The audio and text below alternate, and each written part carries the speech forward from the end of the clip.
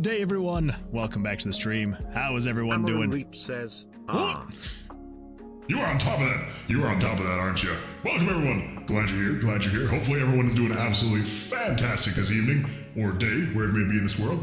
Yeah, welcome. It is just a really quick announcement. It is going to be a somewhat shorter of a stream tonight, just because I have a devlog that I need to finish, and there's not a whole lot of time during my week that I like. Basically, my streams are like my only free time during the week, and so unfortunately, I am going to have this be a shorter stream. So we're still going to go for probably a couple hours, and then I'm going to need to cut it a couple hours short so I can work on that devlog. But it'll be a good time because then there will be more content on another channel for you later. Sometime, hopefully in the near-ish future, yeah, I have put it off for way too long, and I haven't been putting it off. I have been trying to figure out exactly what I'm going to do with the devlog, and yeah, and so finally making progress, but now I'm like, I need to actually finish it so that I'm not holding up everybody else. So yeah, so just so everybody's aware, I will be only going for a couple hours tonight, and then gonna go do some other stuff, some video editing stuff. So, but anyway, how's everyone doing? Hopefully everyone is doing well. Yeah, congratulations, Cameron, on being first in chat. Not too bad. And then Celic, congratulations on redeeming first. Let's see here. Axel, though, I know you were just about to hit that button. So close. _Benedict Jade 5 bits. Moonman devlog before GTA 6. Well, not exactly a Moonman devlog.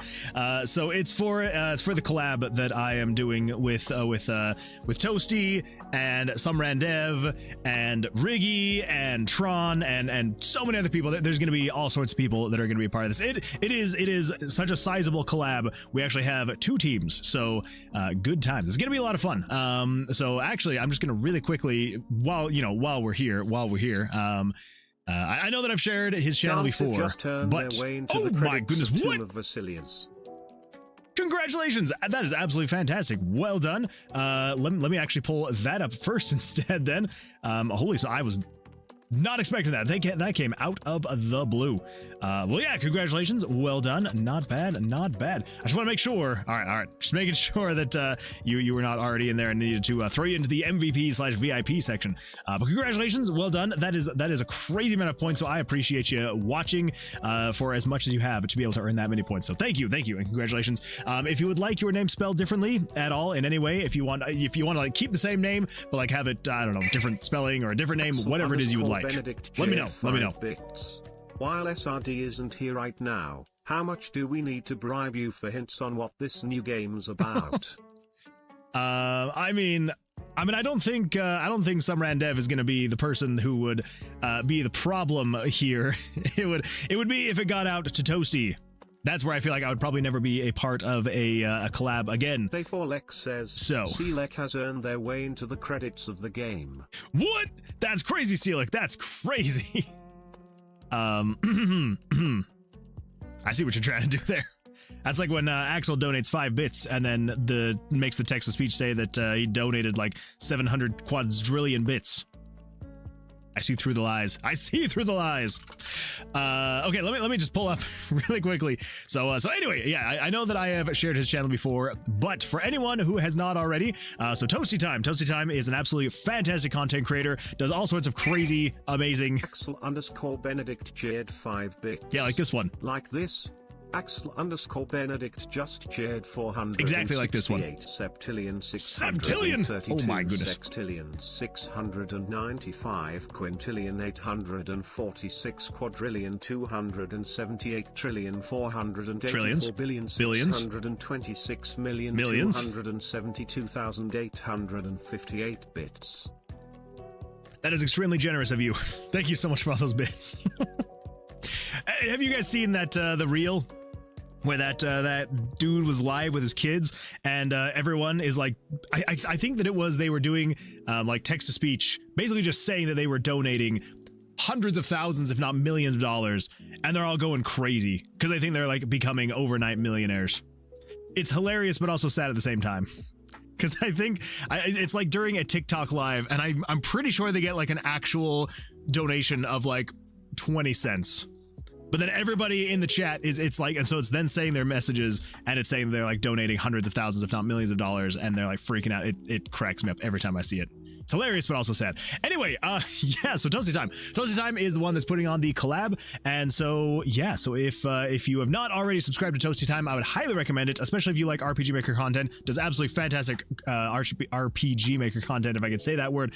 And, yeah, so I was a part of the devlog, part of a collab a while ago, so it was this guy right here, the 6 devs making a game without communicating, and, yes, we're doing another one like it, not exactly like it. There are some twists and turns. Like I said, we're doing almost double the amount of devs, and so we had to, you know, kind of switch some things up to make it just a little bit more different this time. So yeah, so if you are going to be interested in watching something like that, I will be a part of this next collaboration. I can't believe that it's been 6 months already. Holy smokes, time flies. Time flies when you're having fun. Anyway, so yeah, so if you haven't already, go make sure to subscribe to Toasty Time. I will also be posting links to the video once it does go live, and then I might be posting a thing or two on my own channel about it. But anyway, so there's that. So I will be a part of that here coming up pretty soon. Yeah, I think that's about it. So anyway. So all that aside, yes, so I will be going slightly shorter on the stream tonight, just so I can get that done, because I think I'm one of like the last 2 people that has not finished their devlog, and we started this collab like 4 months ago. It was a while ago, and it just, you know, yeah, when you're trying to wrangle like almost a dozen developers all trying to work on these projects, and everyone's got like their own personal lives. A bunch of other people are content creators and streamers, and so like trying to get everyone like coordinated, like spending time together, it does take a bit of wrangling. And then of course, you know, once you get all the development done, that it's getting everyone's devlogs done. And yeah, so I don't want to be the last one that everyone's waiting on. So that is why we're going to go a little bit short, but still, we should be able to get some good stuff done. All right, let's see here. Also, Moonman, when does my jacket update to reflect your new colors? That's going to be coming soon. That'll be an update that I will be pushing here in the near future.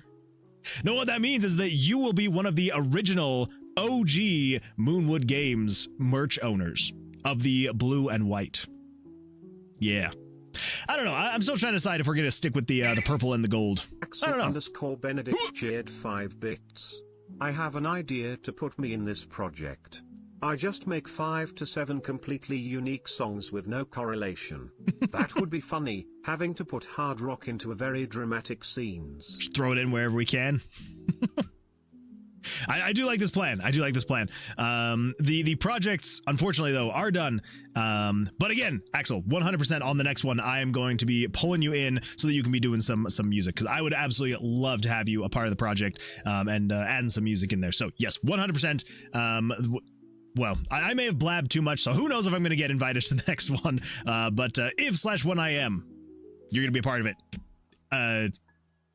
I'm going to make sure as much as I possibly can to make sure you are a part of it. Even if nothing else, if I can just like maybe sacrifice whatever small amount of time of mine to be like, hey, if I sacrifice a small amount of time, can we have Axel come in and make some music? Because that would be absolutely fantastic. I would be so excited about that. Hey, new purple icon. It is, yes. Some people may have noticed. Yes, we have updated the icon to the purple and gold now. So that is that. Oh my gosh, I just realized I never opened this up.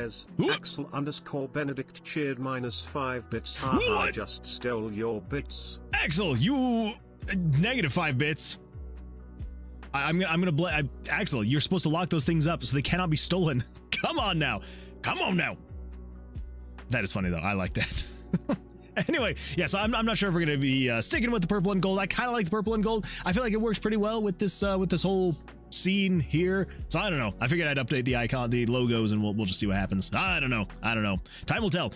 Draco G, welcome. Glad you're here. Axel _Benedict cheered 10 bits. Sorry, my account got stolen for half a second, my B. Tragic. Oh well, at least you got it back. I'm glad you got it back. Well done. Dealing with OneDrive malarkey. That's not fun at all. Not fun at all. Anyway, yeah. So about what the project is about, it's just a couple games that were created, and that's all I can say. That's all I can say for now. but it should be pretty soon that the videos will be up and the games will be available to play as well, from what I'm being told. So yeah, so it should be a good time. Should be a blast. Let's see. Fairly says, hello, Fairly. Welcome. Glad you're here. Whoa, I spot some strangely colored merch. You do spot some strangely colored merch. I realized before, like right before I went live, I pulled up my camera and yeah, I looked at it. I'm like, ah, crap. It kind of works, but kind of not. I've got a hole through me now. So, but hey, on the bright side, you can just kind of see through me. So that's exciting stuff. Anyway, yeah, very, very exciting stuff. So it is slightly large, which I'm kind of okay with. I'm all right that larges are now feeling large on me. For a while, extra larges were what I was needing, and yeah, so my dieting and exercising is finally paying off. So anyway, yeah, so I'm glad you noticed. I'm glad you noticed. So 8 is the max redeems. Maybe I should dump some points.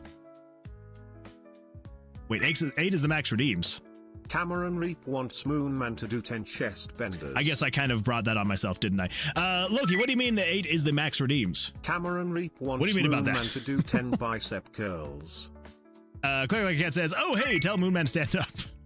Cameron Reap just redeemed Streech. I stood. Okay. Oh my, what?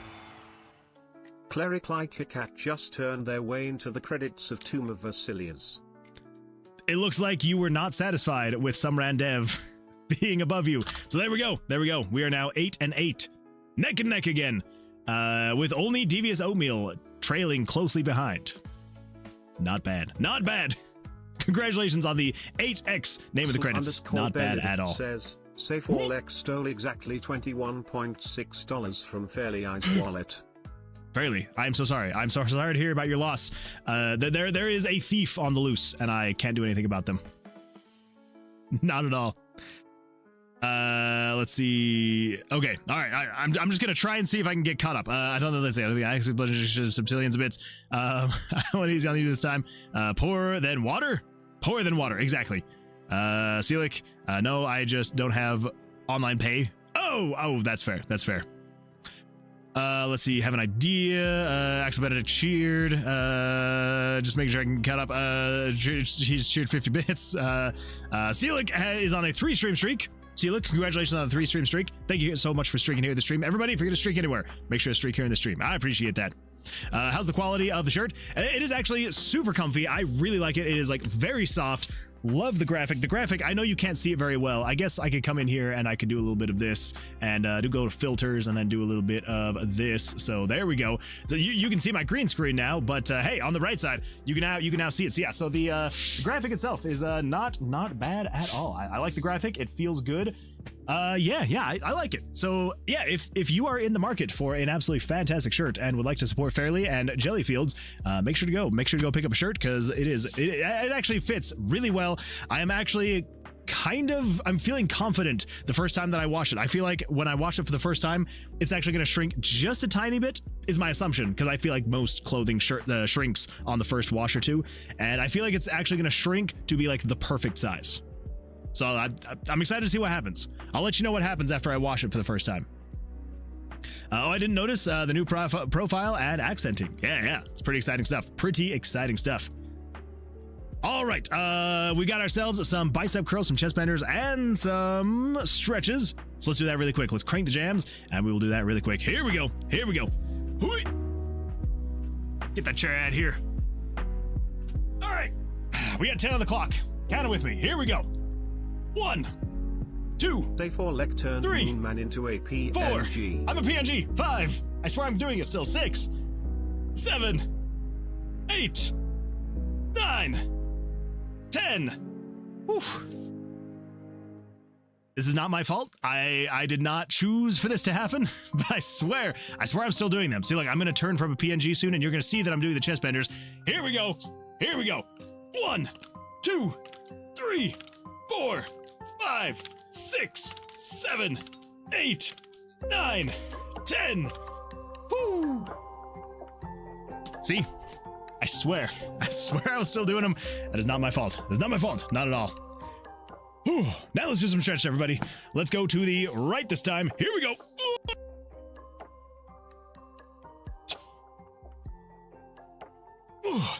And backwards. Boy, oh, that feels good. Oh, thank you for that. I appreciate that.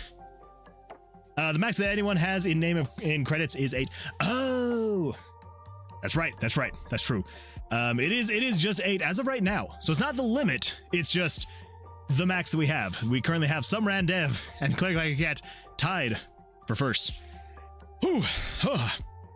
Lunar tree chopping time. No, please. Please don't chop me down. Please don't chop me down, some Randev.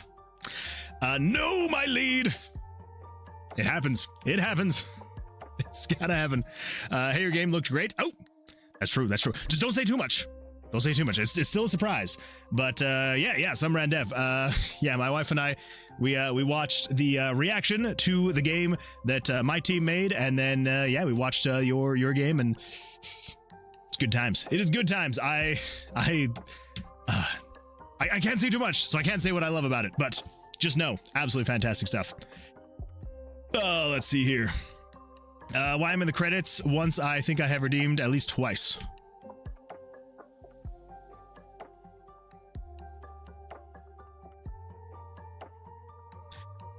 I don't know. I don't know. I don't know, Fairly. I don't know. I keep pretty up to date on it. I'm gonna have to go back and see if I can maybe find like history of redeems. I'm sure I can do that. If I can prove it, then I'll put you in there twice. But I don't know. I unless I missed it, but I feel like I'm pretty good on that one. There are times that I have missed like chest benders and bicep curls, but these ones, because they are 10,000 points, I keep very much so up on them. But I'm gonna do some digging. I'm gonna do some digging into some point history and just see what we got going on there fairly. If you did, and if I've cheated you 10,000 points, that I will 100% correct my mistake. 100%. I suppose I shall forgive your transgressions just this once. I need that money for mac and cheese. I mean, that's fair. That's fair. Axel_Benedict cheered 5 bits. I know SRD wound up in there, what, 7 times in one day? That's true. Yeah, that's true. SRD did jump in there a lot. All at once, too. Back to back. Let's see. Bro, it's 3 streams. 3 streams? What's 3 streams? I don't get it. I don't know what's going on. Try 32. Axel_Benedict cheered 5 bits. Totally not my fault. No, not at all. Not at all your fault. I think I did go in and correct those, though. So those ones should be good. It should be good there. What? So Moon Man isn't on the moon, and it is just a green back. Crap. I broke the illusion. Dang it. Well, everybody, it's been fun. I'm going to have to delete this channel and start fresh sometime, somewhere, someday. All right, that was embarrassing. You gave me the option. He worked out so hard, he became pixels. The microphone sounded like it became pixels. Uh-oh, was the microphone not good? I never said the limit. I said the max. Okay. Sorry, I did not mean to put words in your mouth, Loki. I gotta make it back. Begin the gambling. That's true. We could do the coin flip. Should we do a coin flip? Let's do a coin flip. Manage predictions. Let's do a starter prediction. We're going to do heads or tails coin flip. There we go. 5 minutes on the clock. 5 minutes, everybody. Remember, it is best 2 out of 3. So place your bets on heads or tails, and we will see what happens. Oh, boy. Way back when I was just a little bitty boy living in a box under we the can't stairs start in the this corner again. of the basement of the house half a block down the street from Jerry's bait shop. You know the place well anyway. Back then life was going swell and everything was just peachy. We're starting fresh, except, of course, starting fresh, the undeniable fact that every single morning my mother would make me a big old bowl of sauerkraut for breakfast. Now I'm going to have that song stuck in my head, and it's going to be great. Thank you, Axel. I appreciate that. All right, let's take a quick look at art. Cameron, we have got the Queen of the Darkness Fields. Oh, not bad, not bad. Love the crown, love the hair. The dress is absolutely fantastic. I love the, like, ribbon across the waist. Maybe not a ribbon, but I love this. Whatever it is, I like it. I like it. Absolutely fantastic. And her sister, Corin, in her regalia. Very nice, very nice. Yeah, beautiful. Love the work on the flower. That flower looks fantastic. Yeah, beautiful stuff, Cameron. Very well done. I love it. Fantastic. Okay, let's see if I can get caught up. Nick over on YouTube says, how's that work? Are you all working on the same game? Oh, about the collab. Sorry, I was like, wait, what are we talking about? I guess that I am so sorry that it took me until now to finally respond to your message. So without giving too much away, we are all working on the same game. Well, no, that's not even true. There's two games. Some of us are working on one, some of us worked on another, but there was a twist to it, and that's all I can say. So yeah, that's what we got. That is what we got. But yeah, it is a good time. So we're all kind of like building off of each other, and it's a lot of fun. It's a lot of fun.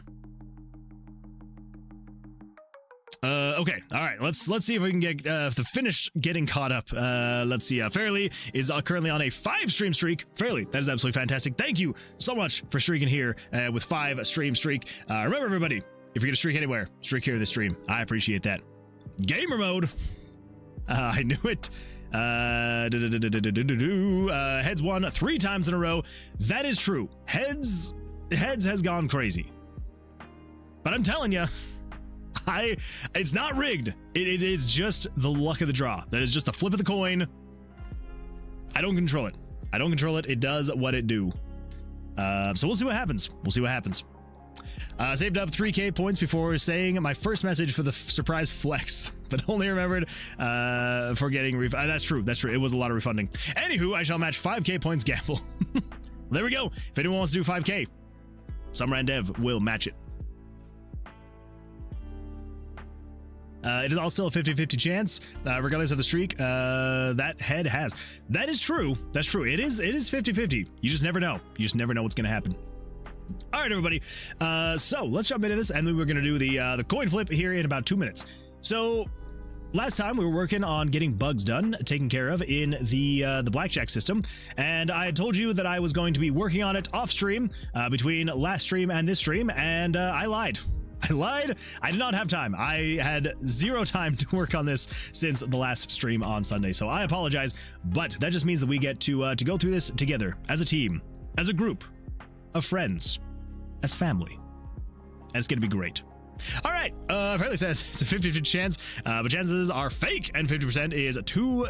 2 is 1, and 1 is a chance of 100, and that's true. That's true. I mean, we've said it before. Most people, when you hear, if you're like, hey, pick a random number between 1 and 2, or 0 and 1, however you want to have your starting characters. If you're like, hey, pick a random between 1 or 2, and just do it randomly. I'm sure most people would say like, all right, well, random. Okay, we'll do 1 2 1 1 2 1 1 1 2 2 2 2 1 2 1 2 2 1 1 1 2 2 2 2 1 1 1 2 1 1 2 2 2 1 1 2 2. That sounds random.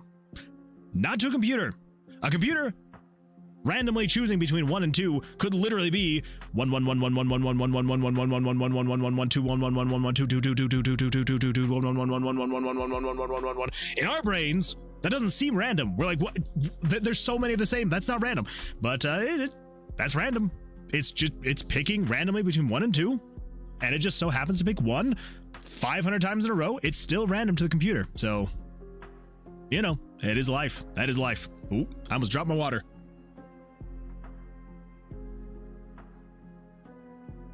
Isn't it like a scientific weird phenomenon that using your instincts on a guess has a higher probability of being right? That is kind of weird if that's the case. I'd have to look into that. That'd be kind of crazy though. All right, let's do a coin flip, and then we're gonna get started on the card draw, bugs and issues and all that fun stuff. So let us do a little bit of a coin flipperoo. All right, everybody ready? I don't think you're ready, but here we go. Remember, best 2 out of 3. Let's see what happens. Here we go. Coin flip. Oh! We're off to a great start. We got ourselves a heads. Let's see what happens. Here we go. Oh! We got 1 and 1. We got heads and tails. It comes down to this. Here we go. Oh, we got heads. Says, it is heads. Fun fact, on Linux, /dev/ram is used to randomize numbers. It's generated using noise from your computer. Yeah, see, there you go. That is exactly what we just had happen with the heads or tails. It's generated noise that decided to go heads, tails, just to keep you on the edge of your seats.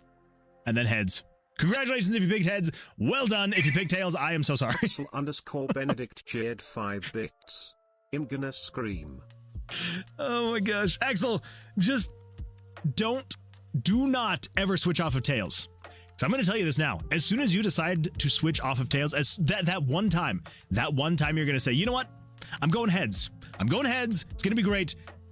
That is when it's going to be tails. So do not do it. As tempted as you may seem, do not ever switch from tails, because as soon as you do, it's going to be tails that next one. And it's going to be absolutely tragic when that happens. All right, choose outcome. That was a heads. There we go. Complete. That is 4,600 channel points coming your way, everybody. If you picked heads, congratulations. Well done. And if you pick tails, it's going to happen one of these days for you. I promise. I promise it's going to happen. Heads added. All of the points are mine. I might be wrong on the device file. Well, close enough. Close enough. It's called the Monty Hall problem, and it's real. I Googled. Oh. Well, I am definitely gonna have to Google that, because I would love to read up on that. Just throw that in there. Monty Hall is a Canadian television host. What the freak are you putting me on, Fairly? What is going on here? Correction, the device file is dev random. Wait. Are you saying that it might be some ran dev is the key to all randomness? I think so. I think so. Yes, keep dumping into tails. Most computers pretend to be random. Linux doesn't. That's just fair. That's fair. Look up the Monty Hall problem. That's probably what I need to do, actually, is not just look up Monty Hall, but the Monty Hall problem. There we go. That's the one. That's the one. All right, cool. Yeah, I'm gonna have to look that up. Top 10 unexpected backstory drops. Yes, it's true. I knew it. I knew it. Some ran dev. It's crazy. So are you just a folder in the dev/random named some, and then backwards you are some ran dev? It's got to be it. I'm the our incarnation of a Linux file. That would explain so much. Your dashing good looks, your great sense of humor, the fact that you're an enigma, all of it just explains it all. Every single bit. A Linux device file? You're a Linux device file. Linux is unique in that everything is files. Crazy Linux. Crazy Linux and their files. Absolutely wild stuff. You wish some ran dev was the randomness. Some ran dev is watching every stream, categorizing every piece of information so they can make their newest game, Moonwood Games Simulator. I'd play it. I'd play it. Sounds like a terrible time, but I'd play it. All right, everybody, let's do this. So, like we had talked about last time, so basically starting from here all the way down to here. So this is everything that is currently doing to draw cards, right? So after you stand, that is everything that the monster would do to draw their next card. And then, evaluate, hey, is this, do I draw another card? Do I stand? What do I do? But as everybody knows, we were running into problems where either it would only draw one card and then get stuck in a loop, or if we stand, it will then draw every single card possible until it eventually breaks itself. So, so basically what we need to do at this point is kind of just redo this from the ground up, make it better, because as of right, so basically all of this is just a cluster, and it is a terrible cluster. I'm sure there's a certain term for it, but I just can't put my finger on the exact kind of cluster that it is. But it is a cluster, and we are going to fix this cluster. So, let me just write down really quickly, 2 hours to bedtime. Charge your battery so you can sleep. Okay, thanks, watch. I appreciate that. All right, let's run a notepad just so I've got this going on here. So basically we need to figure out the flow. What are we going to be doing to make sure that this thing is actually flowing properly? Well, here's the flow. So first, we need to, I guess probably first thing we need to check. So check if the monster has, okay, let's see. So it's already technically kind of checked for a soft hand, but only if it is an ace and an ace. That's the only thing that is checked. So I guess the first thing we need to check is we need to check if it is at 17 or above, because it shouldn't have busted on this first one, right? We also do need to check if it's busting.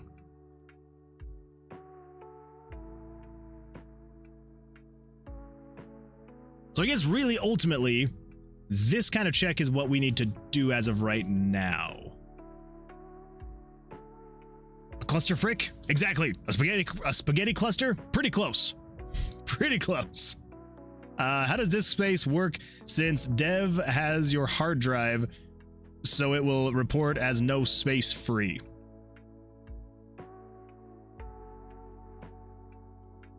Very carefully. I was trying to think of something funny, but I just wasn't coming to mind. Summer Dev is watching every... Oh, wait, I already did that. Dev is the folder where all your hardware devices are. Okay, first, Moonwood Game Jam. I will make this.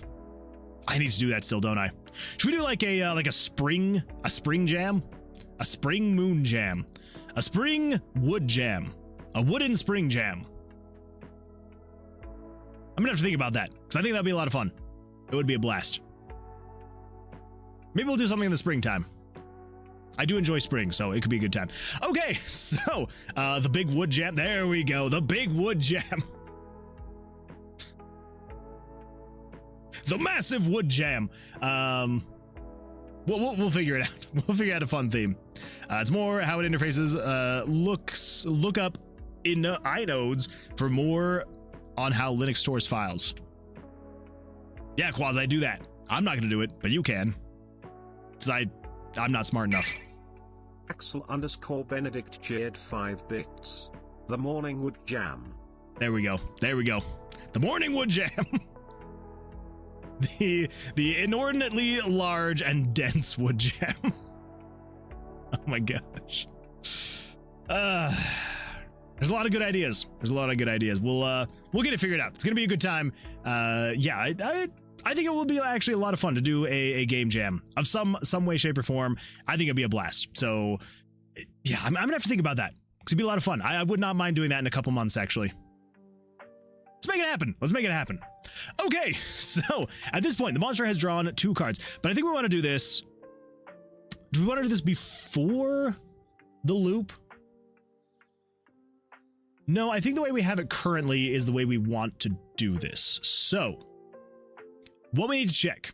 So we need to check if the monster has 17 plus. Axel_Benedict cheered 5 bits. If you ever want out of the morning wood jam, you have to say pineapple.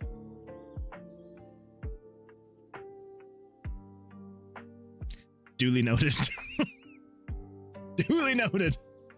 Okay, check if the monster has 17 plus. So if the monster has already drawn 17 plus,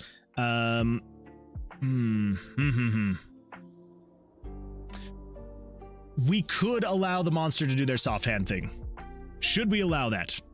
I almost feel like we should. If we're going to be redoing it all, we might as well make it so the dealer, the monster, can draw. If they've hit 17 plus, we should make it so that they can draw. Yeah. All right.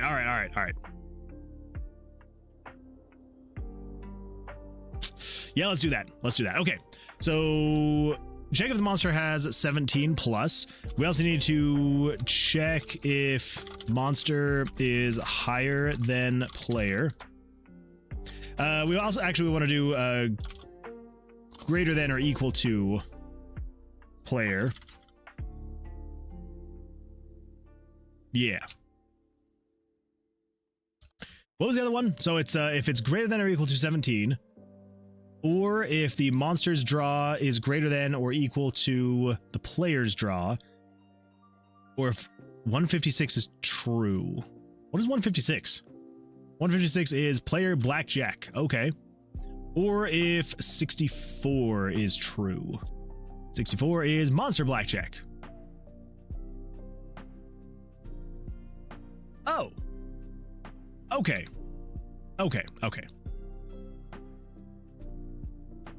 Are we checking for blackjacks for the monster here?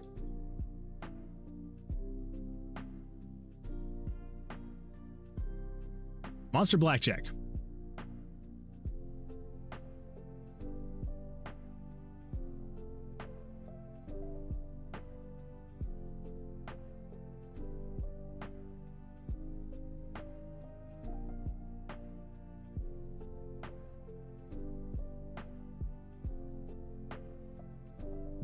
I feel like this is...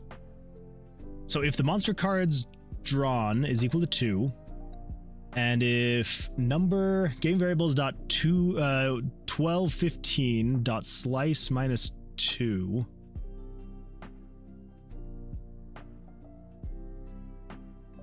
that doesn't seem right.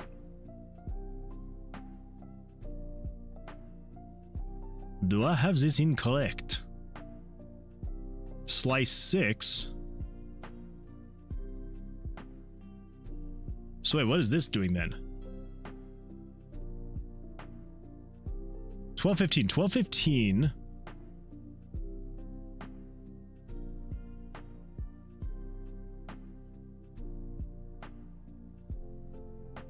Is monster hand what? I just want to check and see. So if it draws the cards, does it currently have it stored in 1215? It should. Yeah. Card 1-111. Okay.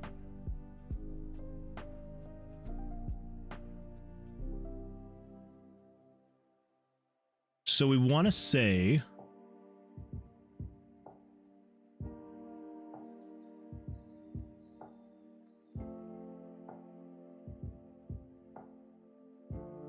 I think we want to actually do this guy right here.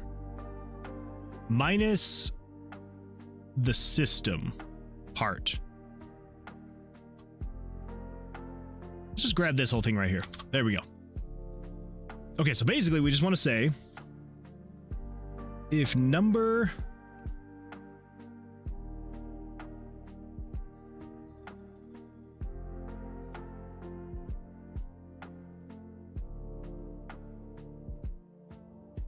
So 1215 and 1216.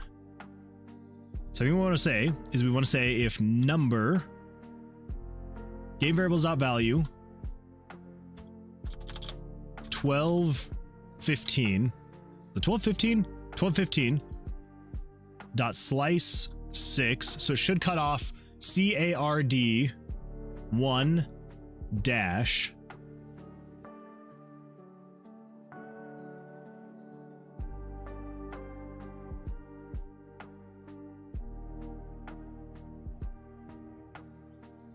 No.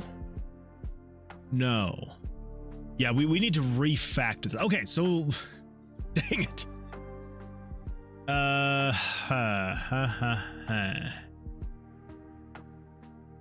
So as of right now, if they're both aces, they're both going to be equal to 111, correct? So if that's the case, I mean, it still is a little bit bizarre, but we could make this... Oh! I was like, what happened? Why? It's because I added this if statement and broke things. Look at that brokenness. So broken. Okay, they were both equal to 111. Okay, so that's fine. That's fine. They're just not going to be equal to the correct value.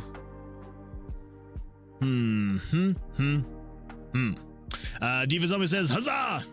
Welcome, Diva Zombie. How you doing? How's life going for you? David Van Hazen says, hello. Hello, welcome. How you doing, David? Cannot wait to jam wood with all of you. Love this community. I'm excited to have you jam wood with us, Fairly. It's gonna be a great time. Don't anybody say that again, ever. I think I could finish if I joined the jam. I think you could. I believe in you. I believe in you. Actually, I would love to see a whole bunch of people give a shot at making a game. Like, I just had an idea. I had an idea. I want to make a very unrefined video that's maybe like an hour long tops, where I will open up RPG Maker and I will show the very bare minimum basics of what you would need to know to make a game with RPG Maker. So even if you have never tried to make a game before, you have never opened up RPG Maker, you have never done anything like that, but if you wanted to be a part of the jam and just create something and like have a good starting off point, I know that like you could go watch tutorials and stuff like that, but I would be like, okay, watch this 1 hour tutorial and I will go over all of the most basic key things that you would need to know about RPG Maker to actually start making a game. I kind of want to do that actually. So I think I will make that before the jam so I can release it and just be like, this is how you would use RPG Maker. And then obviously start the jam soon after that, so that if people want to use RPG Maker, they have free trials of RPG Maker MV and MZ, and then you would be able to basically use that free trial to make the stuff. So anyway, that way if you didn't want to have to buy it, you could use the free version, watch the tutorial, and then you could, join the jam and use RPG Maker if you'd like. Oh my goodness. Nico. Hello. Welcome. Hi. Let's see, I think I could finish if I join the jam. How long is it? So we haven't decided yet. This was actually just kind of something we were throwing around. We may do a game jam sometime, maybe in like the springtime, early spring. And yeah, so I have not decided on any of the details at all. So it'll probably be maybe like a week-long jam. I'm gonna have to think about it. I don't like the jams to be too short, but I also don't like them to be too long. So yeah, I feel like the longer it is, the more of like a barrier of entry there is for people, because they feel like, oh, well, if I have a month to work on this game, like I need to make something just absolutely crazy and pristine and beautiful. But I also don't want people to have like 24 hours and feel like they just have to like kill themselves for that 24 hours. So yeah, I think what we're gonna do is, and again, like I'm gonna think about it, it'll probably be like a week-long jam.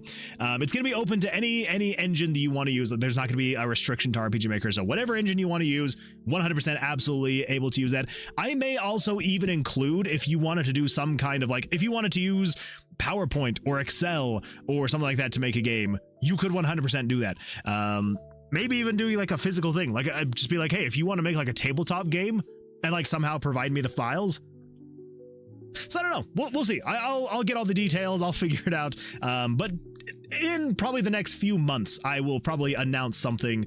If not, maybe even a little bit sooner than that, just so like you kind of have it like on your radar so that people can kind of start planning for it. Yeah. So if anyone has any suggestions, and I may even open up a temporary channel in Discord for like suggestions on maybe themes, time frames, if we want any kind of like restrictions for like different engines, things like that, then we can kind of go along that way. So anyway, the high guard situation is crazy. It's a decent game, even though I'm not smart enough for it, and everyone hates it for not many valid reasons.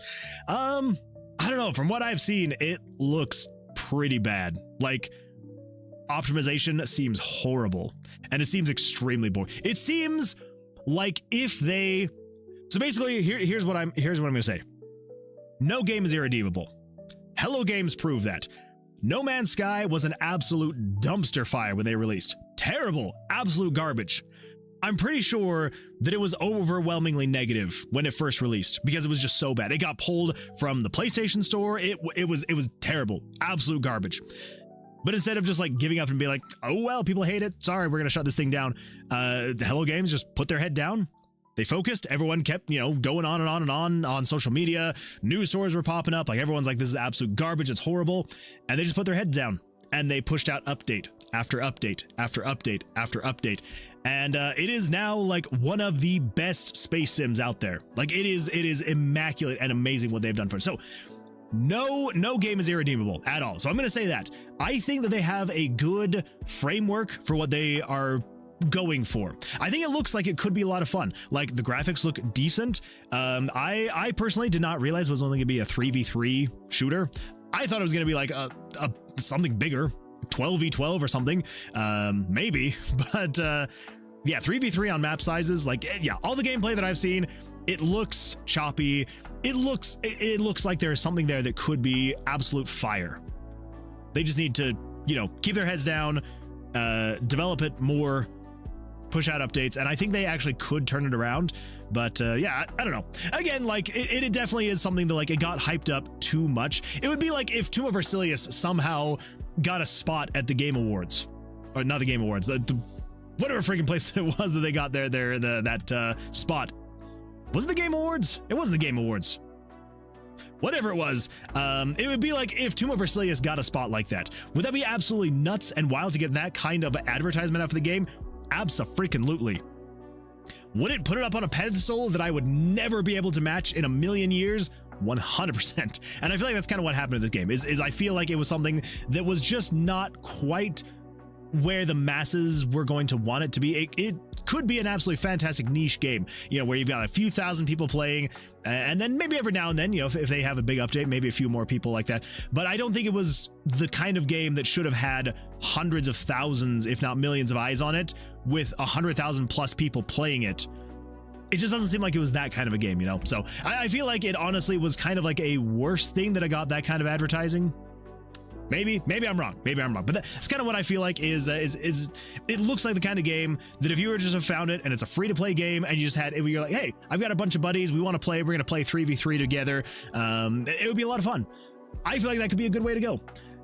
But because it was so hyped up, I feel like everyone just kind of had these unreasonable expectations for it. And so even though there are performance issues and it does kind of seem like the whole mining and looting stage of it seems kind of boring and the map seemed way too large for a 3v3, if it was just something that you came across organically and you saw it and you were like, oh, cool, a 3v3 shooter, free to play, let's give it a shot. I feel like it could have done absolutely fantastic. So I kind of feel like they did kind of shoot themselves in the foot there. But oh well, I do have my fingers crossed for them. I don't ever hope that any game developer fails. Whether it is a massive studio or a small indie dev studio or anywhere in between, I don't ever want a game to fail because it is something that is creative. And whether it's, you know, regardless of people up at the top probably not caring at all about the creativity of the project that is being created, someone who is down below, working in the trenches, doing the music, doing the art, doing the animations, anything and everything about that kind of stuff, someone along the line is going to be passionate, and it's going to suck for them if their game fails, whether they are a team of thousands or a team of two. So yeah, I don't ever want a game to actually fail, but you do kind of have to earn it nowadays, and so I hope they can earn it. I hope that they can keep pushing and can make it better than it currently is, because I feel like they've got a really good framework there. I honestly want to try it. Despite all the negativity I've heard of, I do actually want to give it a shot and just kind of see for myself, because like you can watch videos, you can watch gameplay and all that's fine, but until you actually play it yourself, which I have not yet, it is kind of hard to say one way or the other which way it's actually going to go. But fairly, did you play it? Did you have a good time with it though? You do not want to face me in a week-long jam. I'm very sweaty.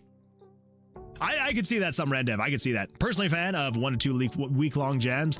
Yeah, we'll see. We'll see what happens. I'll out-sweaty you, Randev. You'd excel at that. You have my word. I won't PowerPoint out any flaws in this plan. Thank you, Cameron. That was beautiful. That was an excess amount of words. Let's have a more positive outlook. That is fantastic. I love that. Fair Winkling says, I thought it looked boring, but it's also not my type of game. Yeah, it's not really my type of game either. Again, that's what I was saying. Like, if you had a group of friends and that was kind of like your thing, like playing a hero shooter, and you wanted to just do like a 3v3, I think it could be fun. I do feel like the hype kind of ruined it, though, honestly. Did I miss something? I had to clean up after the cat decided to reenact a scene from Exorcist in the Office. No, that's horrible. Yeah, Loki, we were just kind of talking about doing a potential game jam sometime in the springtime, and I needed to clear up that it was not going to be RPG Maker required. I was like, it can be any engine you want. I was like, you know, and then I pointed out, I was like, you can even make a game in Excel if you wanted, and figured that would be your place to shine. So. Further says it was super intense and really interesting when I played, and the optimization was fine for me on PC. That's the low end of mid-range. All right, well, that's fair. That's fair. In fact, let's open some windows. Come on the rug surface. Out of the office. I'll be your co-pilot. I think you people keep posting footage of the looting phase, which is the most boring part because you are given the option to loot, defend, or attack the enemies. It's like playing Fortnite and walking around waiting for the ring with it without engaging with enemies and calling it boring. Okay, I guess that's fair. It's a good point. That's actually a really good point. It wasn't amazing or maybe want to like come back too much, but it was definitely way far from as bad as people are making out to be. If it is more casual, I'd love it. It's all right. Well, yeah, hopefully they do kind of turn it around, make it maybe a little bit better. But I guess we'll see. I guess time will tell. Yeah, I'm gonna have to give it a shot. You would love to see me. Wait. You would love to see me in this. I'd fail so bad. I don't think so. Super Ball is objectively a horrible game, but I love it. Controls are janky. You have to aim hard to shoot, but it's my janky arse game. See? There you go. Yeah, so long as it's something you enjoy, that's what matters. That is what matters at the end of the day.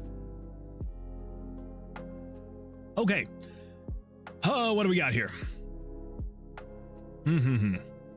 That's right. So we can't necessarily just say, hey, if you're equal to 21, because yeah, we can't do that.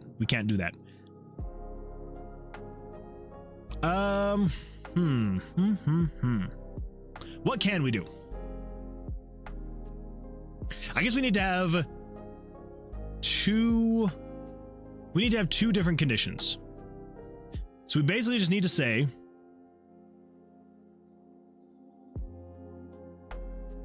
have we changed?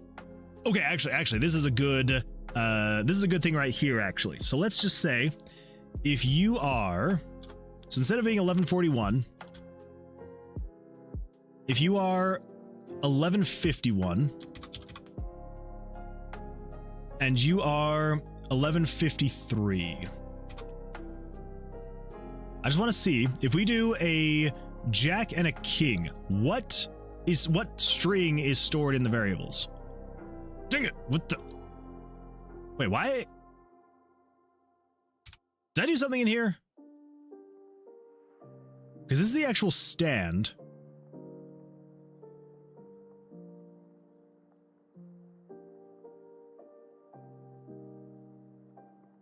This shouldn't matter anymore. Oh no. That's right. It wasn't in the stand. It was in here. Okay. Yeah. Let's just set this to like 9. That'll keep it from ever going. Okay. Let's get in here. Let's see what happens. So should draw. Okay. Now, let's go down here and check the monsters card. So we have card 1-11 and 1-13. Okay, so it is maintaining the strings to be the actual names of the cards, which is totally fine. Totally fine. Yeah, that should be fine. Should be all right. Okay, so let's come back down here. So basically all we need to do is if you are equal to 2, we are then going to be checking. So yes, this is absolutely an absolute mess. So we're going to be replacing most of this. Gotcha. Yeah, probably won't be doing any jams. I am working on my one project and also trying to play games to finish some of the backlog. That's fair. That is fair, Loki. I mean, this is going to be potentially a couple months out, so things may change in a couple months for you. But yeah, we will be potentially doing a game jam here in the next little bit by months from now. Yeah, I saw Super Ball. I confuse it for Rocket League. I'm terrible at Rocket League too. Fairly says, oh, by the way, Moon, I've determined that the Switch 2 is definitely my favorite game console of all time. It's incredible. I wish that I had one. I do wish that I had one. I can't afford it.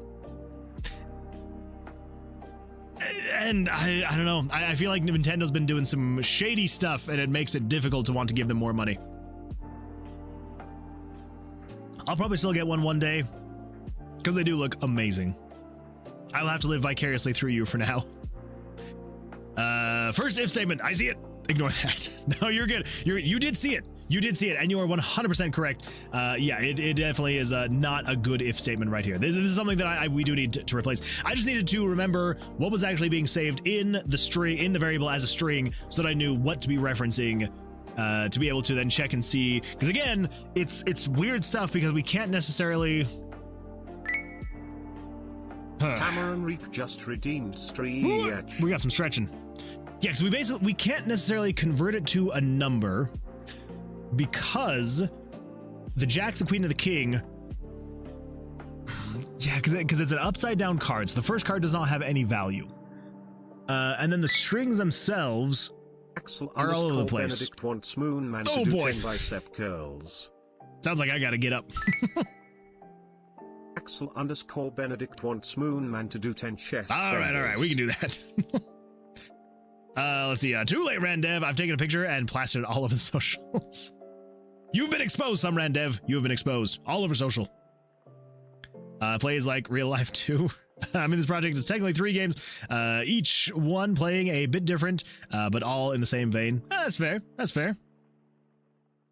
All right, so we got ourselves a stretch. We've got ourselves some bicep curls and some chest benders. So the demo for Tomb of Vercilias is tomorrow, right? A demo for Vercilias tomorrow. No, unfortunately. But I like your enthusiasm. Soon, though. Soon. All right, everybody. Let's do. We're gonna do the stand-up stuff first. The chest benders, the bicep curls, and then we're gonna do the stretching, just because it feels better to stretch after. So, yeah. All right, here we go. Let's do it. Let's crank the jams and let's do this thing. Here we go. Crank the jams. All right. Whew, here we go. All right, everybody ready? Count it with me. Here we go. 1, 2, 3, 4, 5, 6, 7, 8, 9, 10. Woo. All right, here we go with the chest benders. Here we go. Count it with me. 1, 2, 3, 4, 5, 6, 7, 8, 9, 10. Woo. Oh.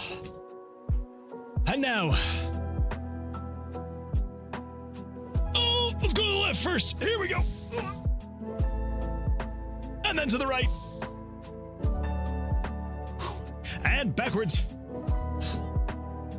Oh, that feels good. Oh, thank you for that.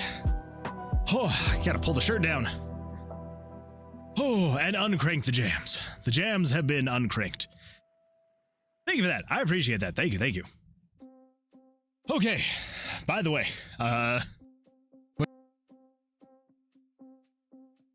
hello. Okay, whew. That wasn't good.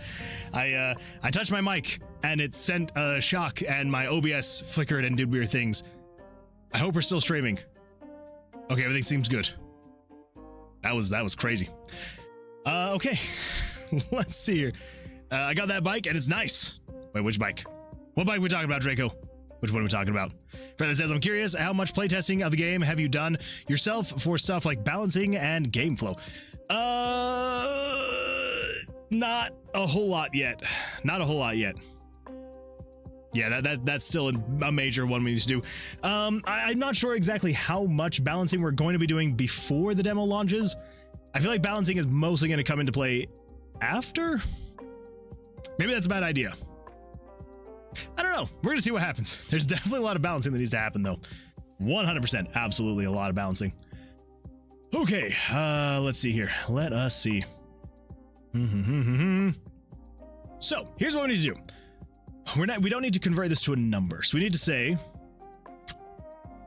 if game variable is value 1215.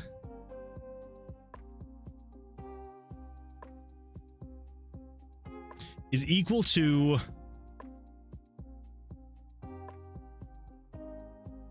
card. Ooh. No, we don't want to check that because there are the 4 different suits. So we want to do dot slice 6. So we do want to take off the last, the beginning. Thanks for the follow. Ha ha ha, look at you. Thank you for the follow. Ha ha ha ha, look at you. I appreciate that. Thank you. I also did look at myself. So you're good to go there. Let's see. $120 bike. I'm getting to get around easier and expand my job range and just get to college quicker. Oh, that's right. You were talking about the bike. So you got it. You did get that bike. Oh, you got the bike and it's nice. I did not, for some reason, I did not see the, and it, like, it's nice part. I thought you said I got that bike, and I was like, what? That is awesome. That is absolutely fantastic, Draco. I'm glad that it's nice. I'm glad it's working out for you. Is the weather allowing you to be able to ride your bike, though? That is the real question. Well, already got. Okay, that's fair. That's fair. I only say that because I'm currently working on balance and progression for the upgrades between biomes, and it's requiring me to play multiple different save files for hours. Good thing I enjoy Jellyfields. Yeah, I feel like once the game is a little bit more well put together, then there will be like the actual loop of the game, and that's where, like, as I'm still adding stuff, then I will also be kind of play testing, because as of right now I kind of have to go between items only, traps only, and monsters only, because as of right now the monsters very buggy. You can't really progress once you get into battle, so I need to actually get that loop finished. Traps only does work, like every single trap works just fine, and items only works just fine. So technically I could do items and traps at the same time, but once I get this battle all done, then I should be able to do all of it together, items, traps, and monsters, and then I should be able to start balancing as we're just going through and playtesting. We should be able to balance out, you know, HP, combat power, how many traps, how many items, all that fun stuff. So it definitely is going to be something that will be coming up. Just got to get this freaking combat system done. I did not expect it to be this big of an undertaking to redo it and try to do it better, but I guess that's the price you pay, right?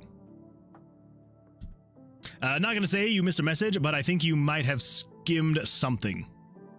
Oh no. Oh no! Hey, look at that. Look at that. And of course, I need to get back to the creature summoning game I was making. Loki, you are 100% correct.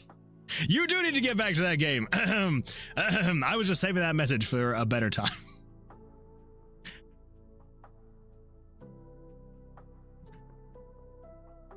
I have no excuse. I have no excuse. I don't know what it is. I don't know what it is. There's something. Maybe it's the color of your name. Maybe it's... I don't know. I don't know. I'm so sorry. Draco says, yes, luckily, although it's still cold, but it's not wet enough to cause ice issues. That's good. That is good. Yeah, I feel like if I had to bike to work or anything like that right now, it'd be perfect for me, because it is not wet or icy outside at all, so which is absolutely fantastic. So excited for that stage of development. It's so much fun. I am actually very excited for it. I'm very excited to get to that point where, like, the actual loop is done again, and I'm able to just be, like, adding things as I'm balancing things. I think it should be a lot of fun. Loki, why aren't you?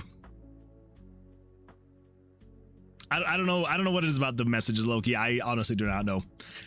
I have literally no excuse, though. Absolutely no excuse.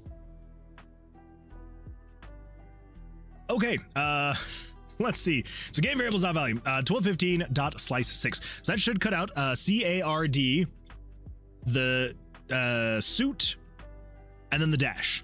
So if this first card is equal to 111, that means it is an ace. Then that means we should then be able to say and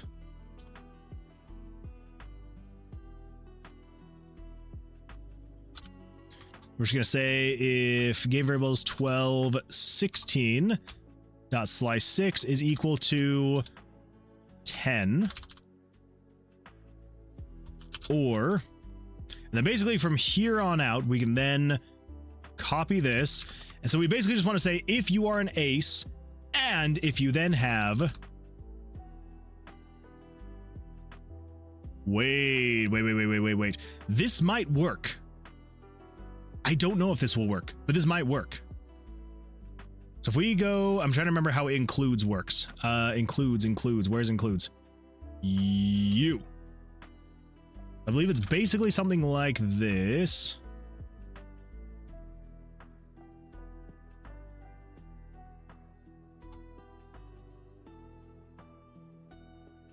I think what we can say is, instead of going through and, because I was basically going to say, if you are an ace, if the card one is an ace, which is basically if you include 111, and then we're going to say, and if 1216 is equal to 10, or 1216 is equal to 11, or 1216 is equal to 12, or 1216 is equal to 13.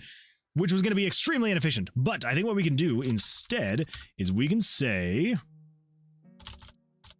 pretty sure, and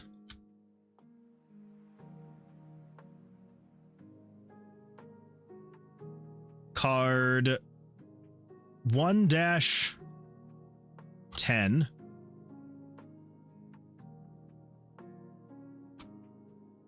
I don't...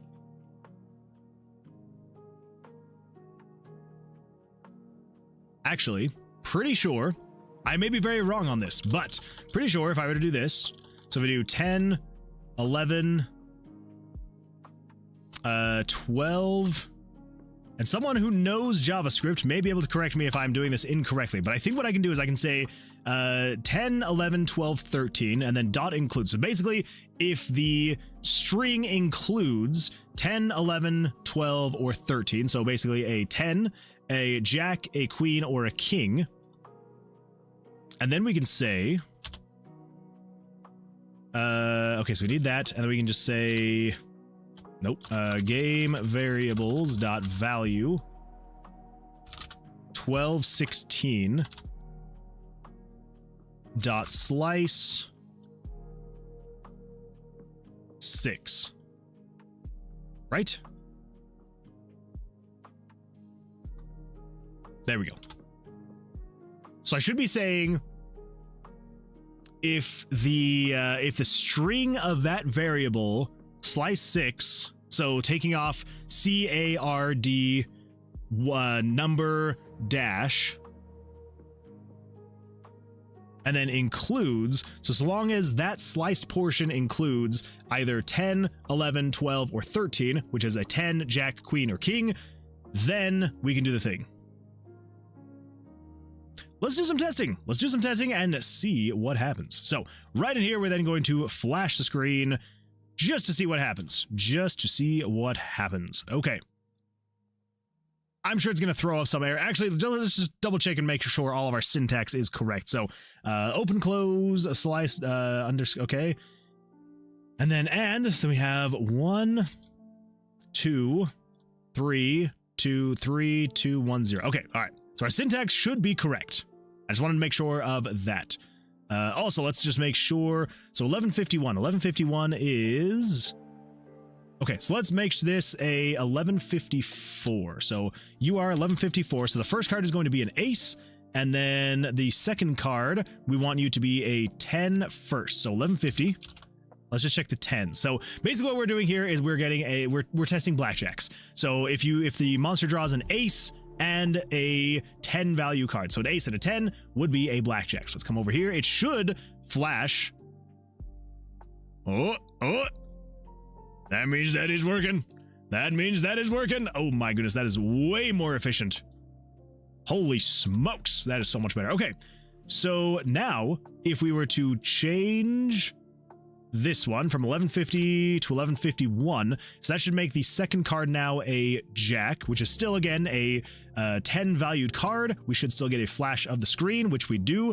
Then we should just be able to assume that the queen is also working. I just want to check and see if the king is working as well, because I'm freaking weird that way, and I just want to test and make sure that actually things are working as they should be. And then we're going to go in and test with a card that is not a 10, jack, queen, or a king, and just make sure that that is working as well. So let's come in here. It should flash the screen if it's a king. Yes, it does.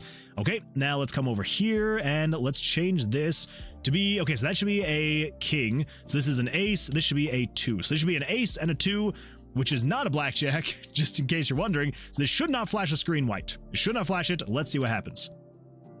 Oh, yes. Okay. Oh my gosh. That is so much better. Okay, so what we want to do then is basically this guy right here.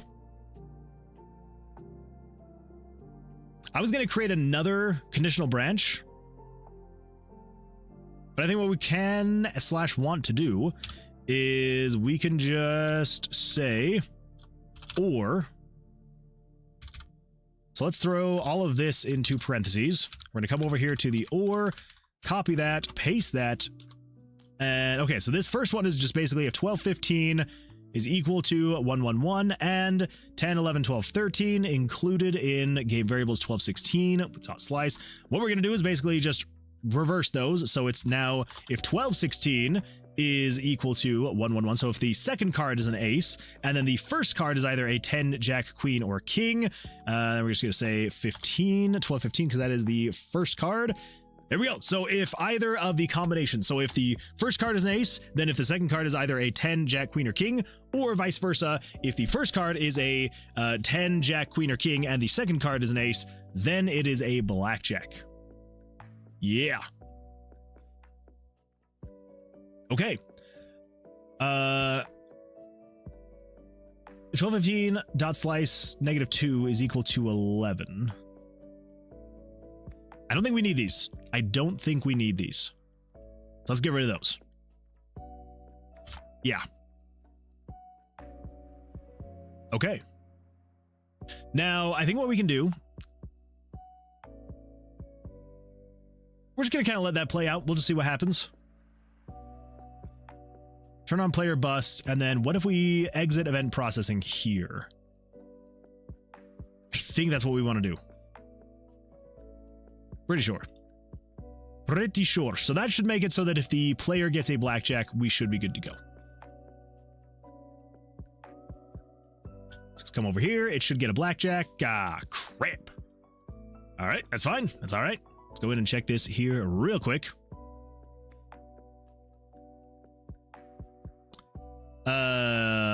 Oh my goodness. Okay, all right. Let's see here. Not gonna say you missed a message. Oh wait, I see, Loki, I'm making sure that I didn't miss that one. Yes, luckily, although it's still cold. So excited for the stage of development. Why? Okay, have you gotten around to doing stuff with the Steam API stuff? I have not. I actually kind of am nervous about that kind of stuff. But I know that I want to. I just haven't gotten around to that point yet. Have you, though? Have you? Is it pretty crazy stuff to work on? I hope not. Internet Archive is a wonderful thing when it comes to APK. That's true. It really is. APK, API, all of it's good stuff. Oh, shoot. I'm super close to 2,000 wishlists. Oh, my goodness. Barely.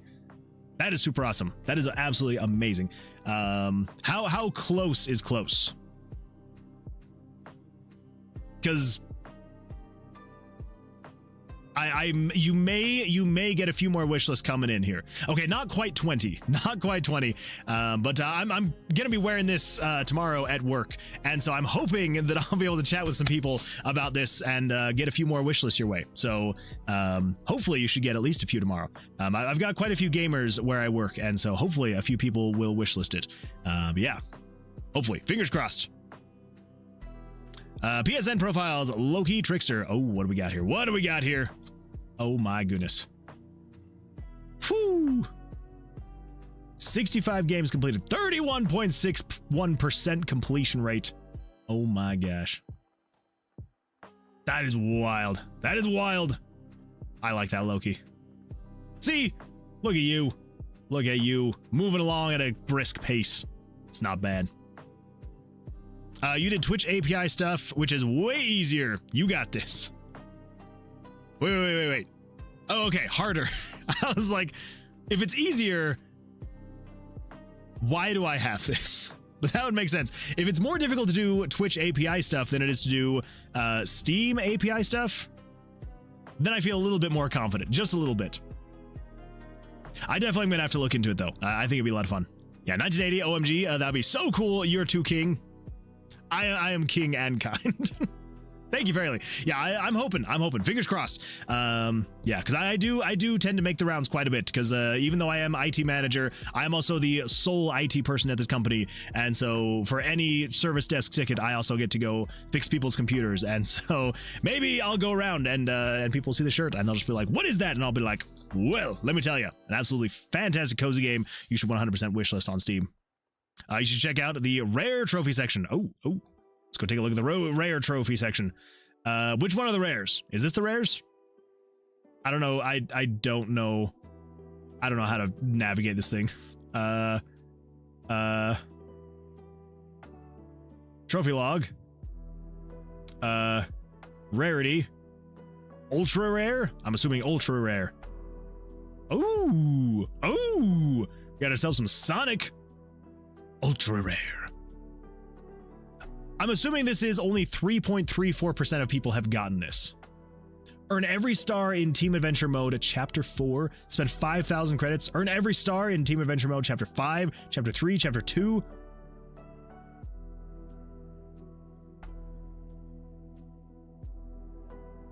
Okay, I'm just like checking to see the order that you got these in. I was like, do these make sense? On the skids, stay in a single drift for over a minute. Collect 20,000 rings. Oh my gosh. Okay, hold up now. This one has only been collected by 0.36% of people. Only 0.36% have this. Not even 7,000 people have this trophy right here. And this is complete the stroke run hole of fame without a single hole going over par. That's wild. That is absolutely nuts. Can I sort? Descending, ascending. Okay, descending. This is not sorting the way that I want it to.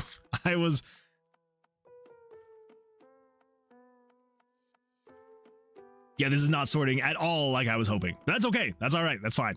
Yeah, I just wanted to see which one was probably the most. Okay, so that one's 0.92%. What else we got here? 1%, 1.1, 1.5. Okay, so far this is still the winner, 0.36%. Oh my gosh, that is the rarest trophy you have. Less than 7,000 people have this thing. That is impressive. That is very impressive.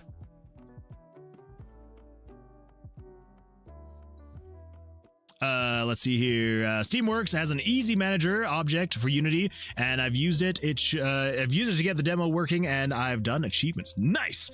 Yeah, I'm gonna have to see how I can get that working in RPG Maker, because I would love to do achievements with RPG Maker games. Scroll down, back to profile, and scroll down. That one is a lie. It shows it under on the main page. Oh, well then. Let's go back to the profile. Loki. There we go, Loki. We're gonna scroll down, scroll, and keep scrolling. It just keeps scrolling. Have I scrolled down far enough yet? Shows it in order on the main page. You pass it. Oh, okay. All right. Go back up. Keep scrolling. Keep scrolling. Is it the okay? Completion, all, order, last played, last trophy, alphabetical percent. There are so many ads on here. You pass it on the right. Oh! Hey, look at that, everybody. It's the rarest trophies. Right there. Right there. Rarest trophies. See, I was right, though. I was right. This was the most rare one. 0.36%. Oh my gosh. That is not bad, though. And it's still alive. Quantum Conundrum. 0.92% is nuts. Ultra rare. Man. I would highly doubt that I would have any of these trophies at all. I like that. Though. That is beautiful stuff. Absolutely beautiful. Yeah, I look at stuff like this and I'm just like, yeah, I'm not even gonna try. I would do horribly try to get those kind of things unlocked. Dakota over on YouTube says, hello Dakota, welcome, glad you're here. How's your life going for you? How are things? How's stuff? How's your week going? Hopefully things are going well. Okay. So we had a syntax error. What was the error? The error of our ways was something. Something was the error of our ways. I think actually probably what we needed to do is I think I forgot to add another closing parenthesis at the end because I'm an idiot. So there's that. Still an idiot. I think what the problem is. Here we go guessing. Okay, so here's what we're gonna do. This actually needs to not. Okay, yeah, never mind. Go there. All right, so we've got 1, 2, 1, 2, 1, 2, 3, 4, 3, 4, 3, 2, 1, 0, or, and then we want to put you in here. So then you are 1, 2, 1, 2, 1, 2, 3. Ah, the joys of RPG Maker. 4, 3, 2, 4, 3, 2, 1, 0. Okay. So I think I had too many because I hadn't added the initial freaking thing. Okay. There we go. There we go. Awesome.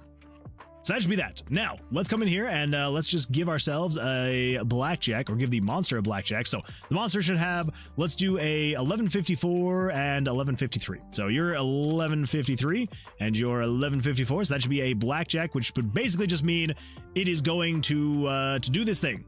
It's gonna make him win. Here we go. Of course. Here we go. All right, he draws his cards, immediately flips over.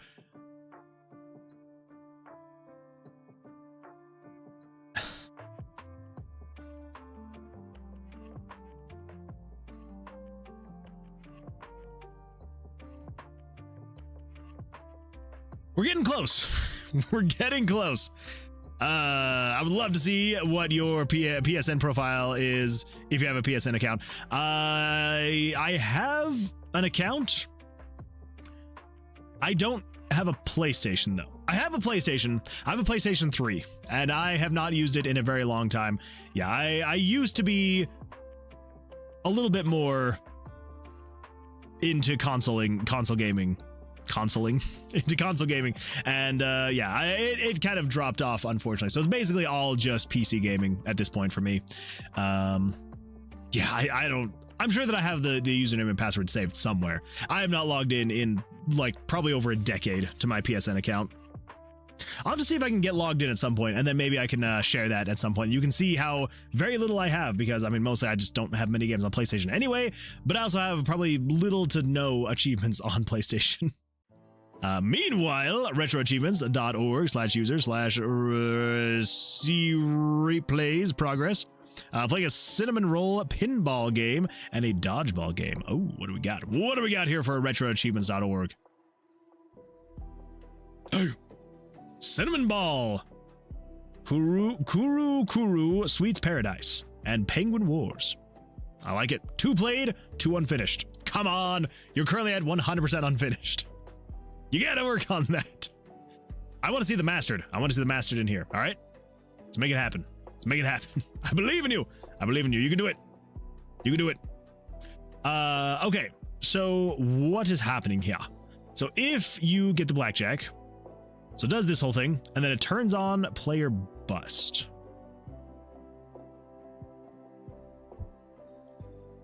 Okay, that would be doing it. That would be doing it. So we need to turn on player bus, turn off and then exit event processing. Yeah, that would do it. Would do it. Maybe. I don't want to say that would do it. Never mind. I will say that it did it. It did it. And yeah, so still need to kind of get that fixed, because that is not what we want to see. That is not what we want to see at all. So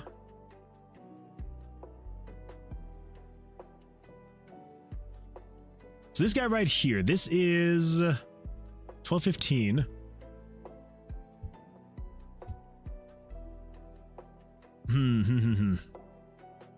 I also have my rarest achievement showcased for Steam. Oh, let's see what we got.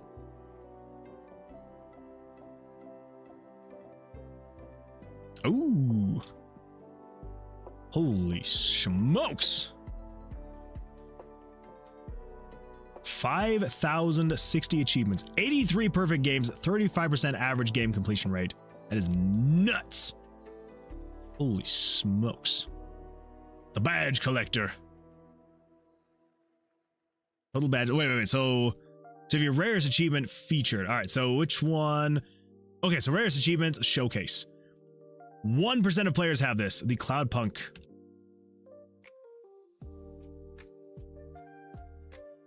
Oh my gosh. Look at all these things.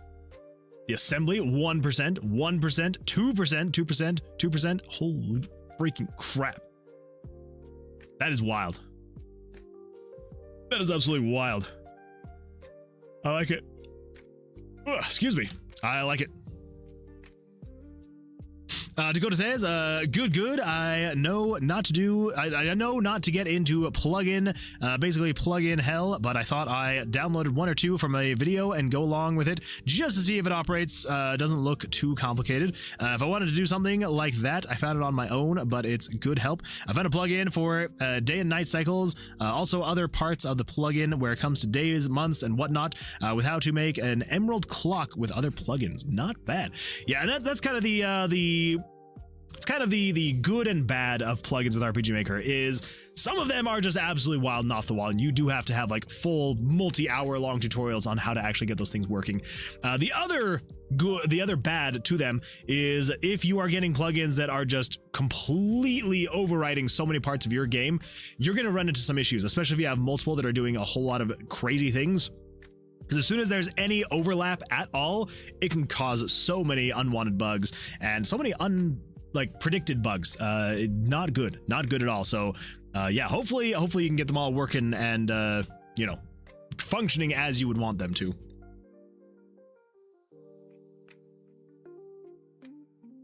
All right.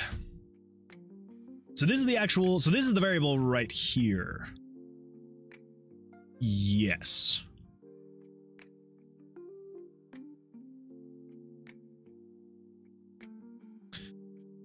Okay, so this is when it flips it. I guess we only need to worry about this. So really what we could do is we could take this same thing right here. Nope, not the whole thing. Just the beginning of it. Just this part right here. And we're going to say conditional branch. So we're just going to say if game variables.value 1215.slice6 is equal to 111. Let's do an else handler here. So in the else, so this is basically just saying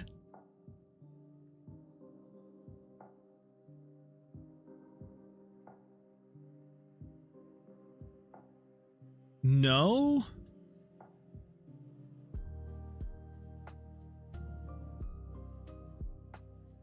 Yeah, no, and yes and no.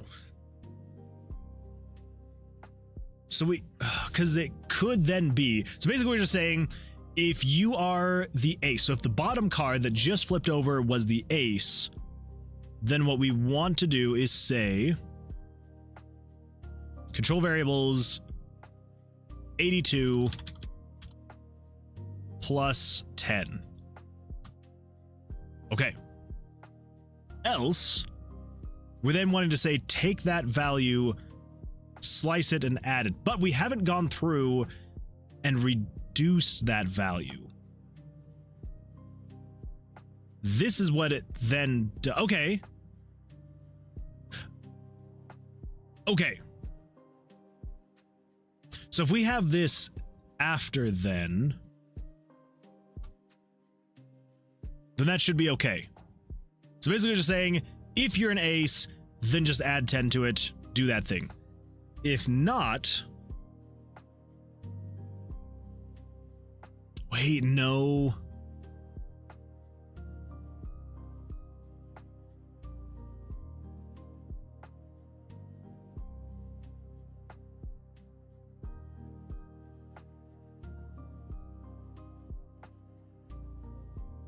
Okay, if we just wait right here, I don't think this has added anything yet. Nothing should have been added at that point. So, I think what we can do is we can just say, yes, you do, you flip, and then it waits. Okay. So what we can do then is we can just say down here, we don't need this at all, because this is swapping out if you are a jack, a queen, or a king. It is reducing that value by 11, 12, or 3. Actually, we could do that, because then we would either just be saying, if you are an ace, why are we saying add 10? add 11 because you're an ace. If you're an ace, add 11. Else, then game variables dot set value 82 to equal to 82 plus the number that is in 1215 slice 6. And then we're going to say if 1215 slice 6 is equal to 11, subtracted by 1, subtracted by 2, subtracted by 3, because if you're 11, 12, or 13, you can just subtract 1, 2, or 3 from the total value that it just added, because it would have added either 11, 12, or 13. Okay. Cool. Then it waits, does its thing. Awesome. So if we come over here and then we check on that, we should be able to get a perfect 21 from here, of course. And there we go. That's what we want to see. That is what we want to see. Yes, absolutely fantastic. Okay, so the other thing we want to test then is I just want to see. So if, let's just say, for example, so if you weren't a king, what if you were a jack? Are you also going to be 21? You should be. You should be.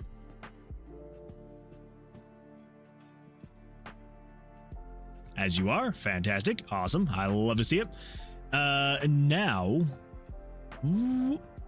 wait, 1151. 1151 is 1151. 1151. Was that a jack? Maybe I'm just going crazy. I might just be going crazy. I think I'm going crazy. Okay, let's do this. I'm just going to check with the 10 as well really quickly, because it shouldn't subtract anything. It should just be the actual value here. So we got a 10, jumps up to a 21, which it does. Fantastic. Now let's flip the script, and let's just say, for example, if the upside down card, so instead of 1154, if this was 1151, let's just say, for example, and then if you were 1154, what's going to happen?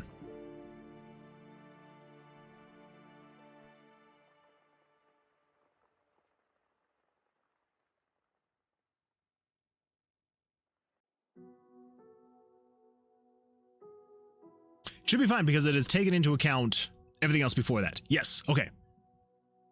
I hope. I guess we'll see. Got an 11, 21 for you. Fantastic. What if I try to stand? Stand! What if I try to hit? Hit! Okay, good. Whew. Oh my goodness, we fixed blackjacks. Thank freaking goodness. We fixed the monsters blackjacks. Oh my goodness. That wasn't exactly on the list of things that I wanted to do, but it is a thing that we did do. Okay, so on a blackjack, the monster doesn't attack. We can actually take that out of the bugs and add that to fixed. Thank freaking goodness. Okay, I just want to make sure. So yeah, so soft hands still aren't working for the monsters. I had a 14, drew an 11 and busted. So the soft hands, that was the plan. And then I realized that if there are, the soft hands do work into the blackjacks. And so if the monster had a blackjack starting hand, I did need to get that fixed. So, okay. So soft hands still aren't working for the monsters. I had a 14, I drew an 11 and busted. The monster, I had a 13 and it went to a tie instead of the monster drawing another card. Okay, so let's jump into the soft hands then. And let's just see what we can work in here. So the soft hands are going to be specifically in this stand here. Because label, draw cards. Oh, that's right. That's right. Because yeah, I was like, wait a minute, what do we do here when the monster gets a blackjack? It's because it turns on this switch, player bust, and then turns off this self switch that completely turns off. Yeah, so it turns on player bust though. So player bust is right here, and so it just goes through all of the player bust mechanics here. Yeah. Okay. Cool. So the soft hands are specifically only here in this stand script. Let's get this thing working, shall we? Cameron says, we'll work on finishing Sweet's Paradise right now. Frustrating thing is, Mike is fricked on RetroArch iOS. That's not fun. No, I'm sorry. I'm gonna be happy if I complete Sweet's Paradise. It's a good feeling. It's a good feeling to 100% something. 100%. Yeah, absolutely.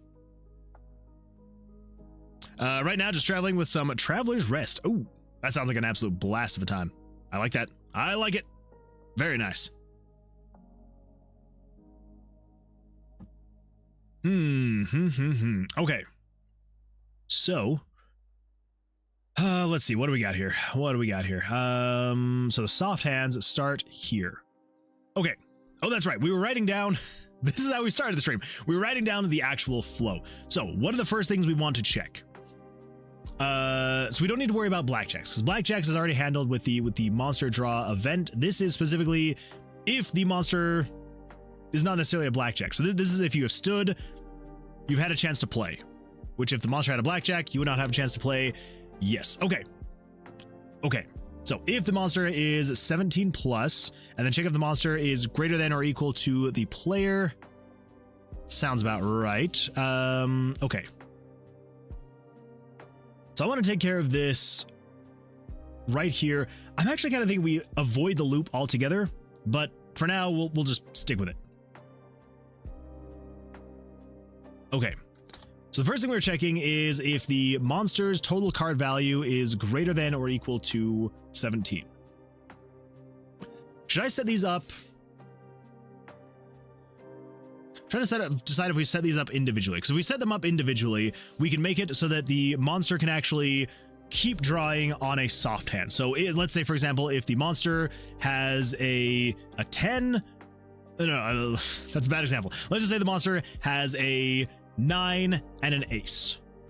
But if the player, actually that's also a bad example. Let's say the monster has an 8 and an ace. So that would give them a total of 19. But if the player has a 20, should we give the monster a chance to apply the soft hand? So basically turning that 19 into a, what would it be? A 10. Because it would switch the ace to a 1 instead of an 11. So turn it into a 10 and then have them draw again, or should we just call it there?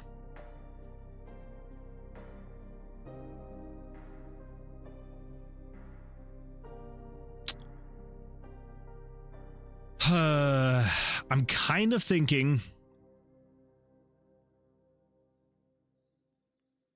we want to set it up to be,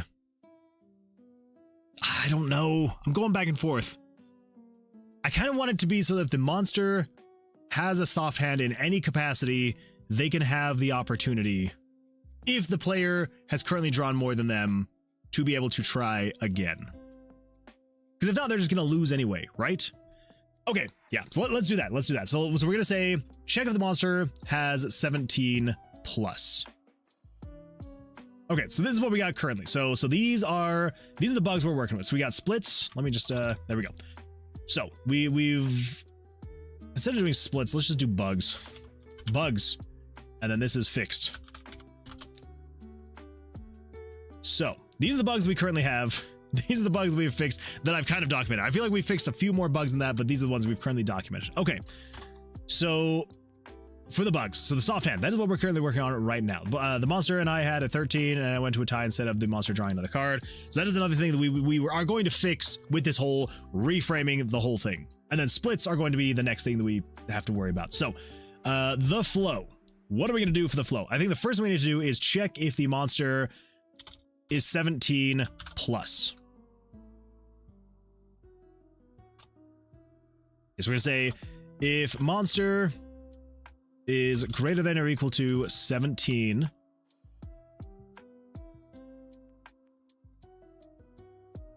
then we're going to want to, I'm going to frame this because we want to have a couple different things happen. So if the monster is greater than or equal to 17, 17 plus, not sure that's the legal age. No. If the monster is 17 plus, then we're fine. Everything's gonna be all right. The rules of the tomb are different, okay? Blackjack just messes things up. Also, I think that's the case in Texas. But it doesn't matter. It does not matter. If you're above a certain age, it doesn't matter what the legal age of consent is. But that's not what we're talking about here. We're talking about the monster's card draw. So if the monster's card draw is greater than or equal to 17, then what we want to do, we want it to branch. Oh my gosh. Yeah, I'm trying to think about it. Okay, yeah. So if it is that case, then we need to branch I know this is stupid, but this is going to help me visualize it so much more. So don't judge me. Don't judge me. We're going to do 300 and 150. There we go. Good enough. Okay. So let's just say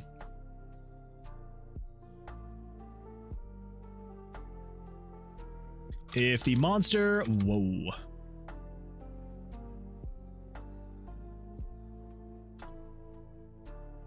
Okay, sure, whatever. So if monster is greater than or equal to, crap. Okay.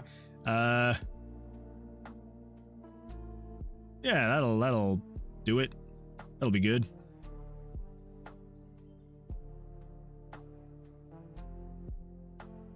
Okay, you are equal to or greater. Is it equal to or greater? Like, why the freak can I never remember this? Greater than or equal to. You are greater than or equal to. So if you're greater than or equal to 17. This is going to be a horrible way to visualize this. What am I doing with my life? Why am I visualizing it this way?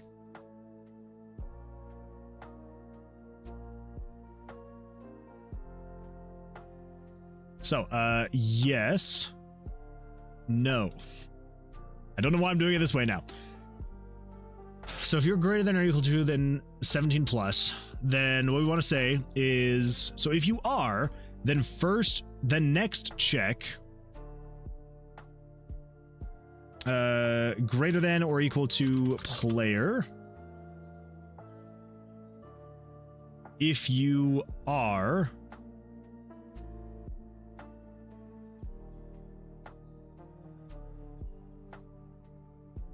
yes and no. So if they have drawn, then we just check that. So if they have, then we need to check, are they greater than or equal to what the player has drawn?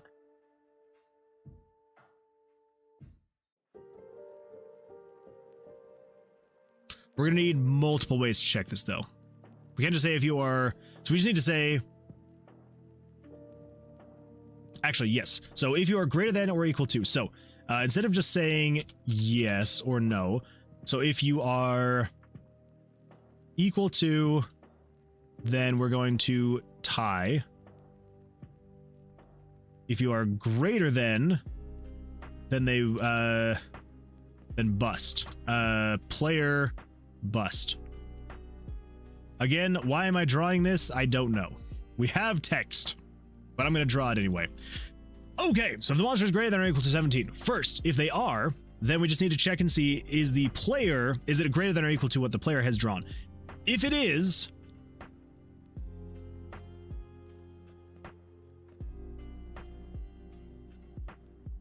so there's a third option then. So if you're equal to, then we tie. If you're greater than, then the player busts. And then if no, then the monster busts. Yeah, there we go.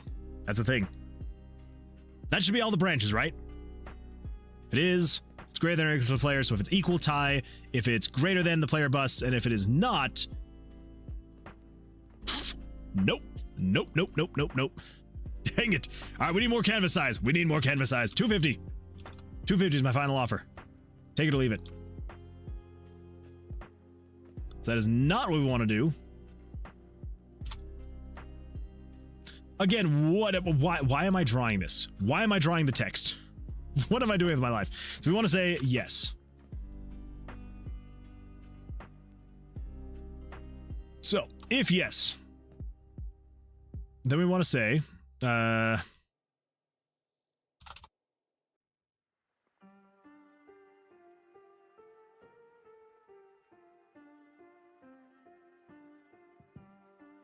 all right. So if yes, then it just checks to see if it is greater than or equal to the player.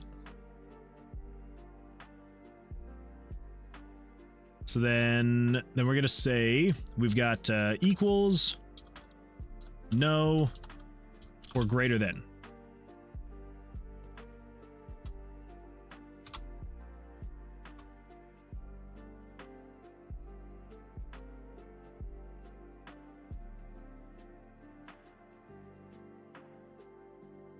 Okay, so if you are equal, no, greater than. So if you are equal, then you're going to trigger the tie.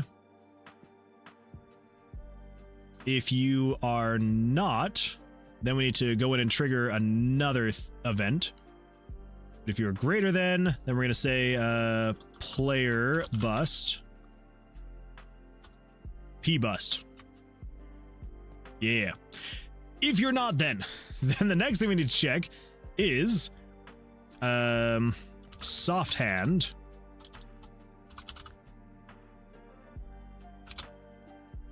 So if the monster has a soft hand, then we need to check and see if they do and if they don't. So if they have a soft hand, then what we want to do is we want to say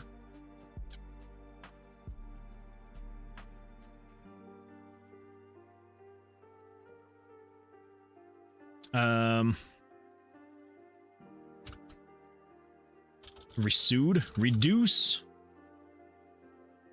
There we go. Reduce aces.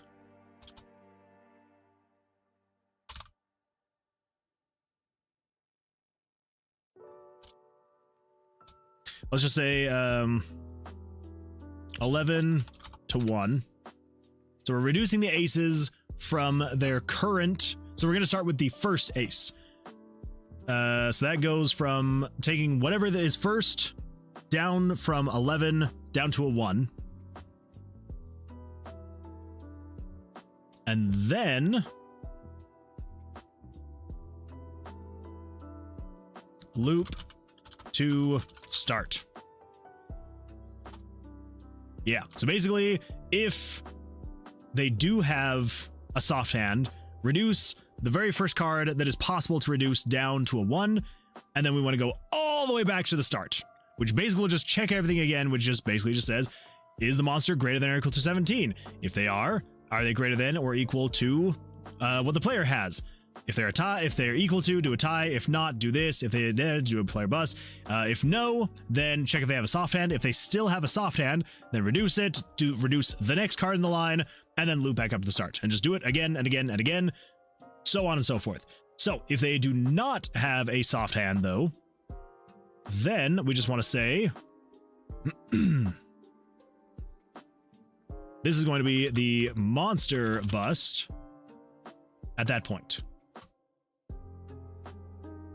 And that should be it. And then it'll then loop back to...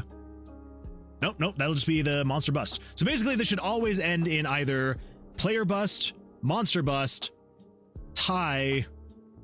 I think it's just those three things. Pretty sure it's just those three things. Clip that. Don't clip it. Don't clip it, Draco. Coco! Welcome. How you doing? How's life? How's your week going? Hopefully things are going well for you. Yeah. Good to see you here. Good to see you here. It's Da Coco. Yes, it is Da Coco. Always a glad and happy time. Apparently I'm tired. It is always a good time to see you here. So Coco, welcome. Glad you're here. You get to see our horrible chart of ifs and elses that we're gonna need to build out. It's good times. Okay, so next up, hi world. Exactly, it's a good time. Good time to be alive. Okay, so what is next from this point on? Next up is going to be if the monster is not greater than or equal to 17. So if they're not, what do we need to check?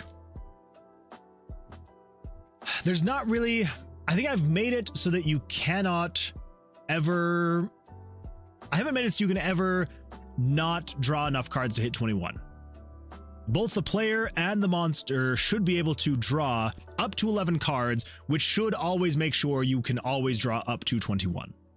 So that shouldn't be an issue there. So we shouldn't have to worry, oh, well, have they drawn enough cards? So we don't need to worry about that kind of condition. So if the monster is greater than or equal to 17, if they are not, then I think all we need to do is just say, let's do this. Background's going to be that. The height is going to be 300. So at this point, if no,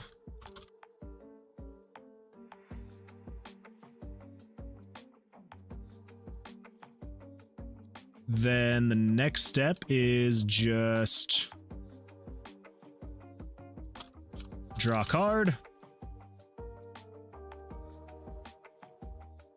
And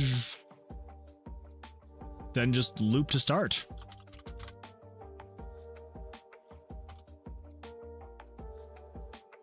Yeah. I think that should be it. I think that should be good. So let's just make sure. So the very first thing it does when you have stood, when you stand, when you finish your hand, the first thing we need to check and see is the monster greater than or equal to 17. If they are, yes, then it's check and see, are they greater than or equal to the player? If they are, then we need to check and see if they're equal to, tie. If they're not, jump down here, and if they are greater than the player, then we're going to do a bust. If they are not greater than or equal to the player, then just check and see if there is a soft hand. Wait.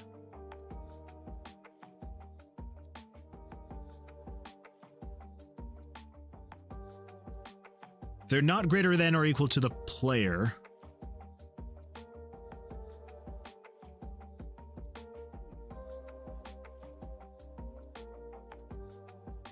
Why would we check for a soft hand? We haven't...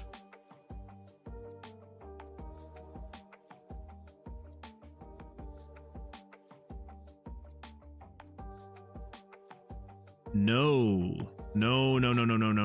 That is not correct at all. Because if they're not greater than or equal to the player, there is no soft hand.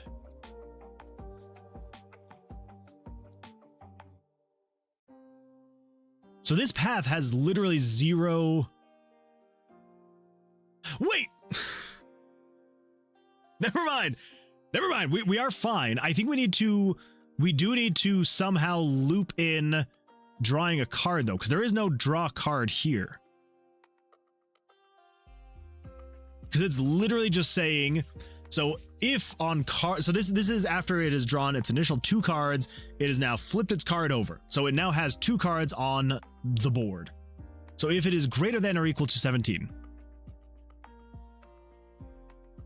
then first check if it is greater than or equal to the player. Yes or no. If it's not,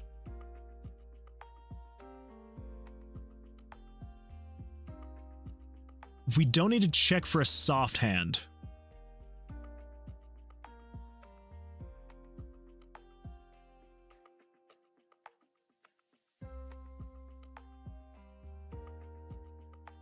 We need to draw a card. I'm confused. So am I. So am I. I thought that maybe drawing out the logic would make it make more sense in my head.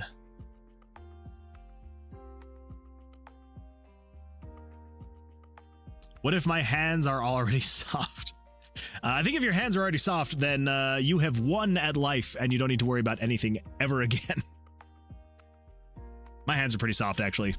So maybe I can't say that. Do you still need to check? I am going to still need to check your hands, because I don't know for sure if your hands are soft or not. So yeah, I'm definitely going to have to check your hands. We're going to make sure they're soft. If they're not, I can't promise or let you know exactly what's going to be happening, but something will have to happen. So come on, let me check your hands. Let me see if they're soft. Bring them on over.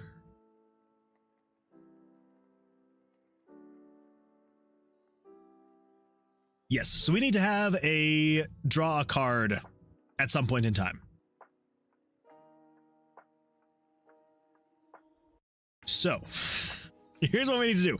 So if the monster is greater than or equal to 17, so they have already drawn what their technical limit is. Okay. So if it is greater than or equal to... I think this step is actually throwing me off. Yeah, that extra step is what's kind of making me feel weird things. I'm feeling weird things because of it. So if you are equal to the player, if you are greater than the player. So if you're equal to the player, then tie. If you are greater than the player, then the player is going to bust.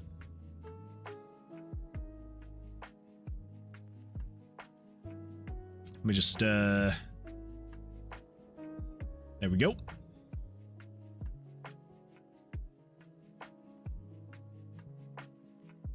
Okay, so if it's equal to the player, then tie. If you are greater than the player busts. If the monster is greater than or equal to 17,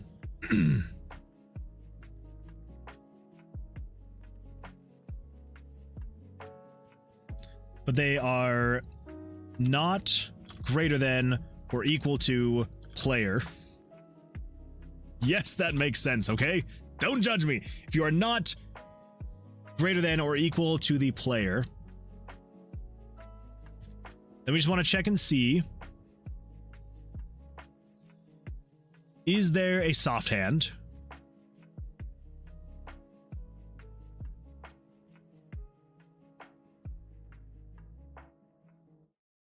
If they don't have a soft hand, then the monster busts. Because they are greater than or equal to 17, but they have not drawn as much or more than the player, so the monster just busts. But if they do have a soft hand,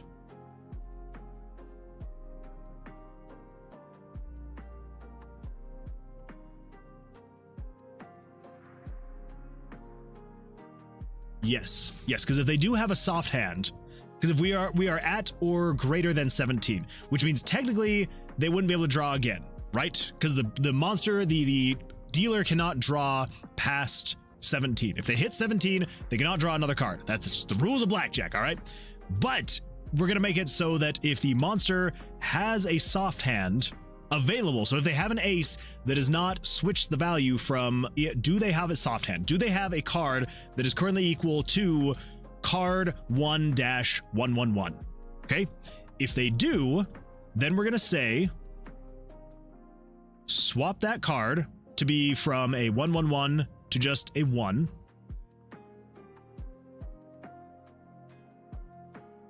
And then we don't want to loop to the start.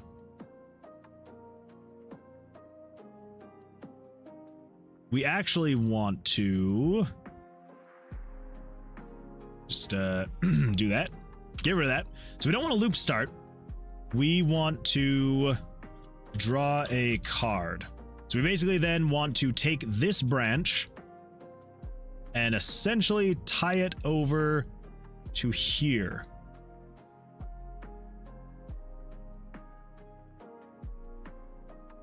So yeah, so this is essentially drawing a card. So it's basically just, so long as it goes, yeah, from 11 to a 1, and then we go over here, which is basically just drawing a new card. So it reduces the total value, draws a new card, and then we loop back to the start. And then this is where it checks again. Is the monster greater than or equal to 17? Cool.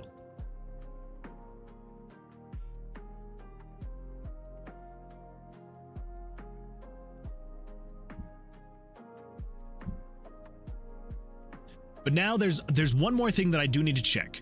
We do need to check if the player stands. Let's say, for example, if the player stands on like a 10. Terrible thing to do. Do not stand on a 10. But if the player stands on a 10, and then if the monster draws a 10,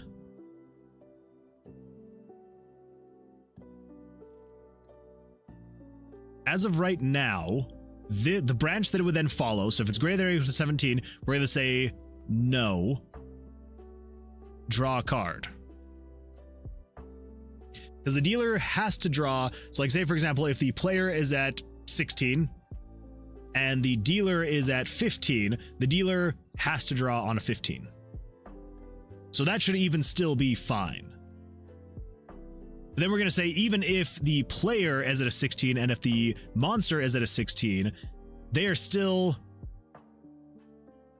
We are checking if they are greater than or equal to a 17 first before checking to see if they are matching with the player. So that is it's its own branch over here. So if we say no, then draw a card, loop to the start. Just gonna, you know, for kicks and giggles, loop to start. Okay. I think in a weird roundabout way, this is the flow that we need to have. You still need to check. Yes, 100%. Absolutely need to check.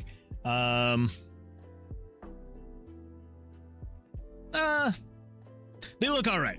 They look all right. I wouldn't say those are like the softest hands that I've seen, but they look fine. You passed the soft hand check. Congratulations. I'm happy to be here and extend my services. Okay, yeah. So that's what we're looking at. That is what we're looking at right here. Oh boy. All right, let's take a look, Coco. I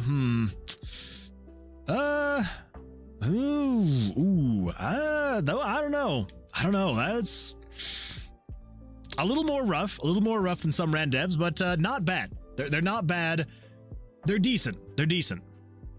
I would almost say you're kind of borderline between non-soft hands and soft hands, but I think you're still firmly on the soft hand side. So you're safely on the soft hand side. So yes, you pass as well, Coco. 100%. Both you and some ran dev have passed the soft hand check. Okay. Oh, what is this stream? I hope all of the other people over on Twitch are also having a good time. And YouTube, what do we got on YouTube? Who all is watching on YouTube? Oh my gosh, what the? Why are there so many people watching on YouTube? What is that? What is happening on YouTube? What is happening right now? Why are there 91 people watching on YouTube right now? Who are you? What are you doing? That's way more than I was expecting. All right, well, thank you everybody over on YouTube for watching. I appreciate that. I was not expecting to see that number. Holy smokes. Yeah, we've got 91 people hearing how soft some ran devs and how soft Coco's hands are. Fantastic stuff. Beautiful stuff. All right. Yes, so this is what we're gonna do. This is what we're gonna do right here. This is what we're gonna get set up. So I'm trying to decide how we're gonna do this. I'll just swap back and forth for reference. So the first thing we need to check and see, this is the first guy right here. We need to check and see if the monster is greater than or equal to 17. Lol. It is lol. It is lol. Okay, so over here, that is currently what we're doing as of right now, which is absolutely fantastic. So we're just checking to see if you are greater than or equal to 17. Now, what are the other ones? So this is also checking if 82 is greater than or equal to. So I think that's the problem, is that it's checking this at the same time as that, which was then doing weird things. So this was checking if 156 was true. Now, what was 156 again? 156 was player blackjack hand 1.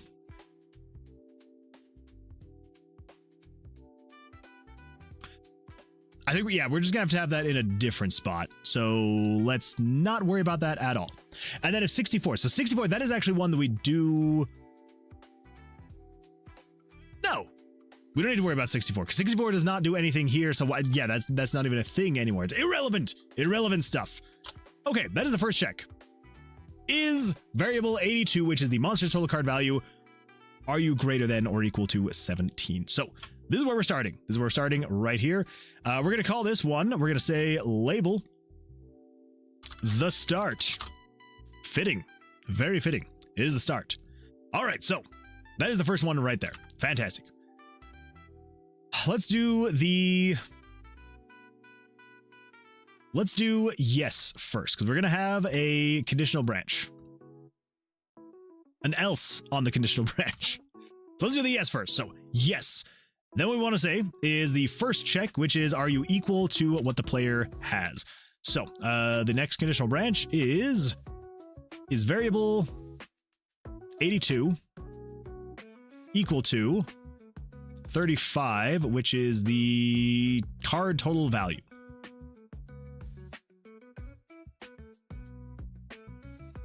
So let's see, monster equal to player. Tie. So if you are...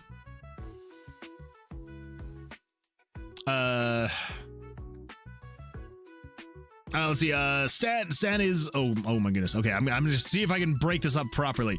Stan is... Laus DP. I can't remember how I'm supposed to break up your name. Program this way, it looks difficult. I mean, a little bit. It's honestly not too bad, right? I mean, it's just some ifs and elses.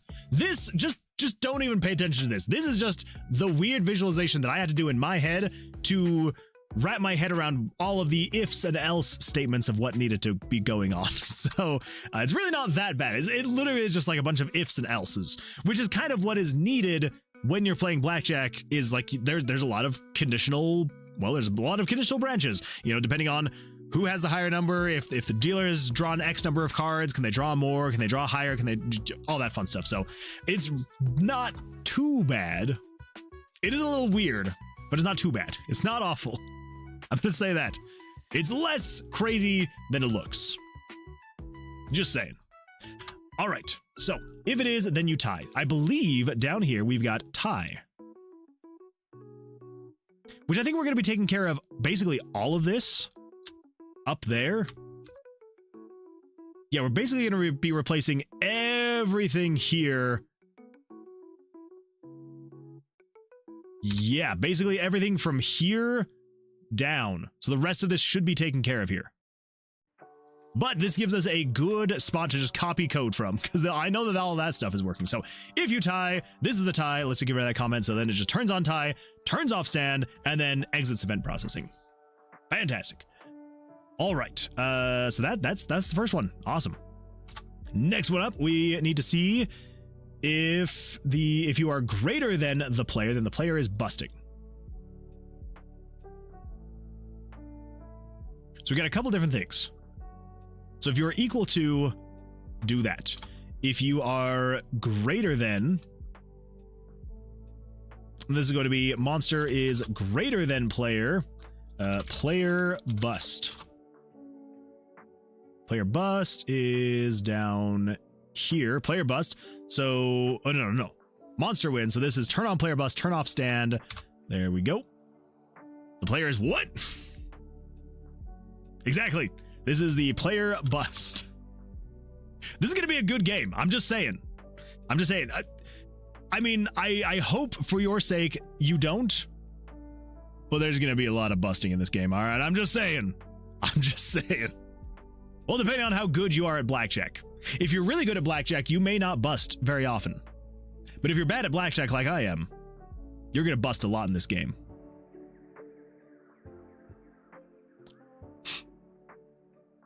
Anyway, okay, tie, player bust. Okay, there we go. So that should be the next one done. So the next up is going to be if you are not greater than the player. Okay.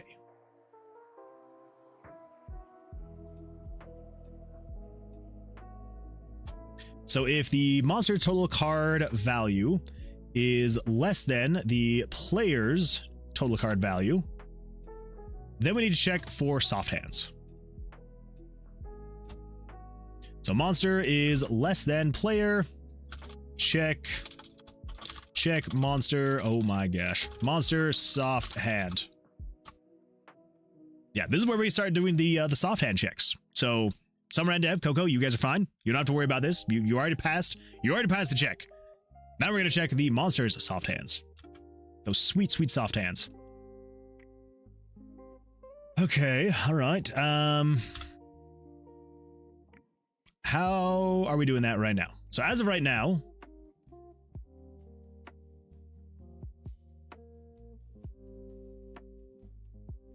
I mean, technically, we've already done that kind of for the first, but we do have to loop back to it for this one. Okay, yeah. So I believe it's this guy right here. So if, yes, copy that.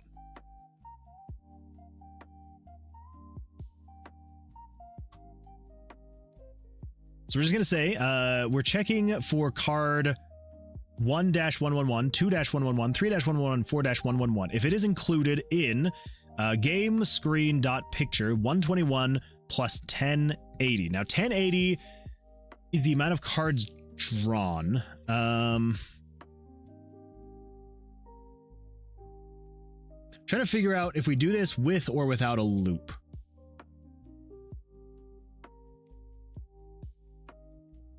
I think we need to do this with a loop.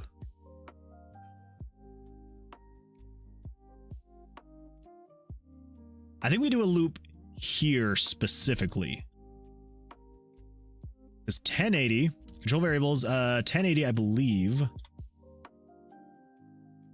is cards to move. Cards to move. Okay, so this is basically a random variable that we can utilize for this. So if cards to move, so set cards to move to equal 0, and then we want to jump into a loop. Okay. Let's see here.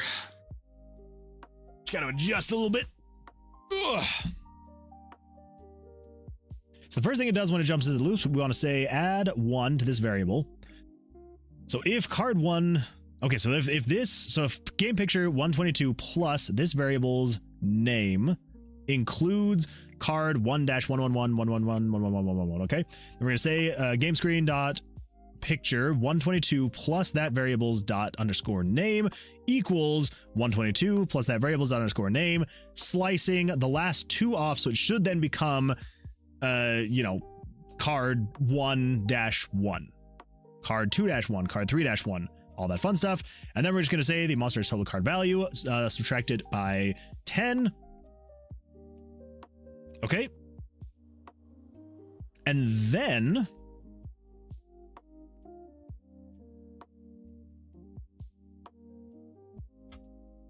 I think at that point, so that is only if that is the case. So it should go through any and all of the cards that are currently drawn.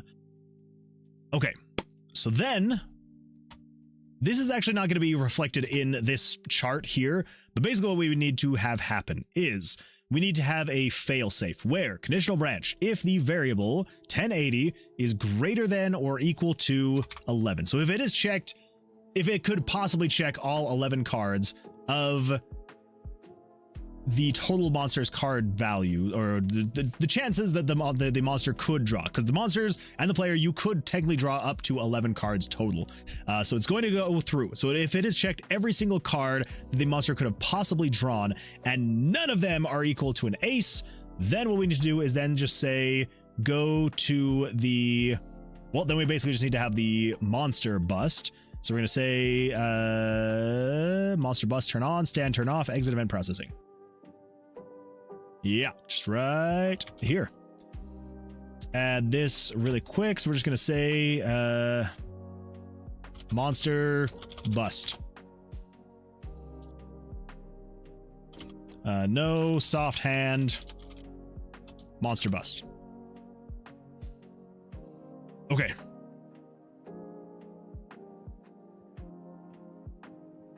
Now, if it does this at all, though, if it reduces the number, yeah, if there's any soft hand, we basically just need to go back to the start. So let's say, because the label here is the start, so let's go back to the start. Jumped label, the start. So yeah, so once it has checked if it has ever hit an ace, it will then reduce that card, reduce the monster's total card value, and then it will jump out of there, and everything should be fine. Okay. That should be everything for checking for a soft hand. Across the entire spectrum, should have everything covered. Cool. Okay, so checks for the soft hand. If there is no soft hand, then monster bust, which is essentially what this is. So it jumps into the loop. This loop, if none of this is actually accurate, it should jump through this thing in about a fraction of a second. Like literally, like this should be done in like 0.0001 seconds. It should get through 11 real fast, and then basically just say at that point monster bust. So we have the no done. So soft hand, yes, it switches the 11 to a 1, which it does right here, 11 to a 1. Then it needs to actually jump to draw a card.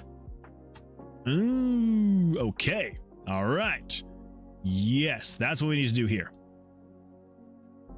Okay, so you have your else. So you then, so we need to come after you.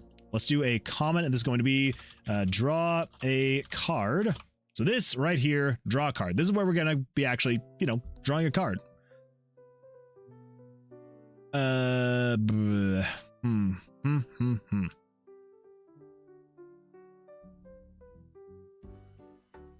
think we can basically just take all of this here.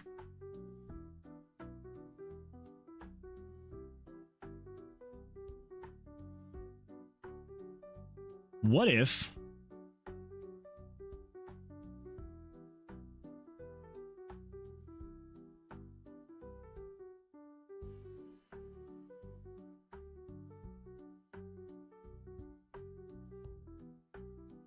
we just use all of this again? Just turn this back on. Only handles the first 2 cards, true. But what if we have it handle all the cards? So what if we just say if more cards need to be drawn?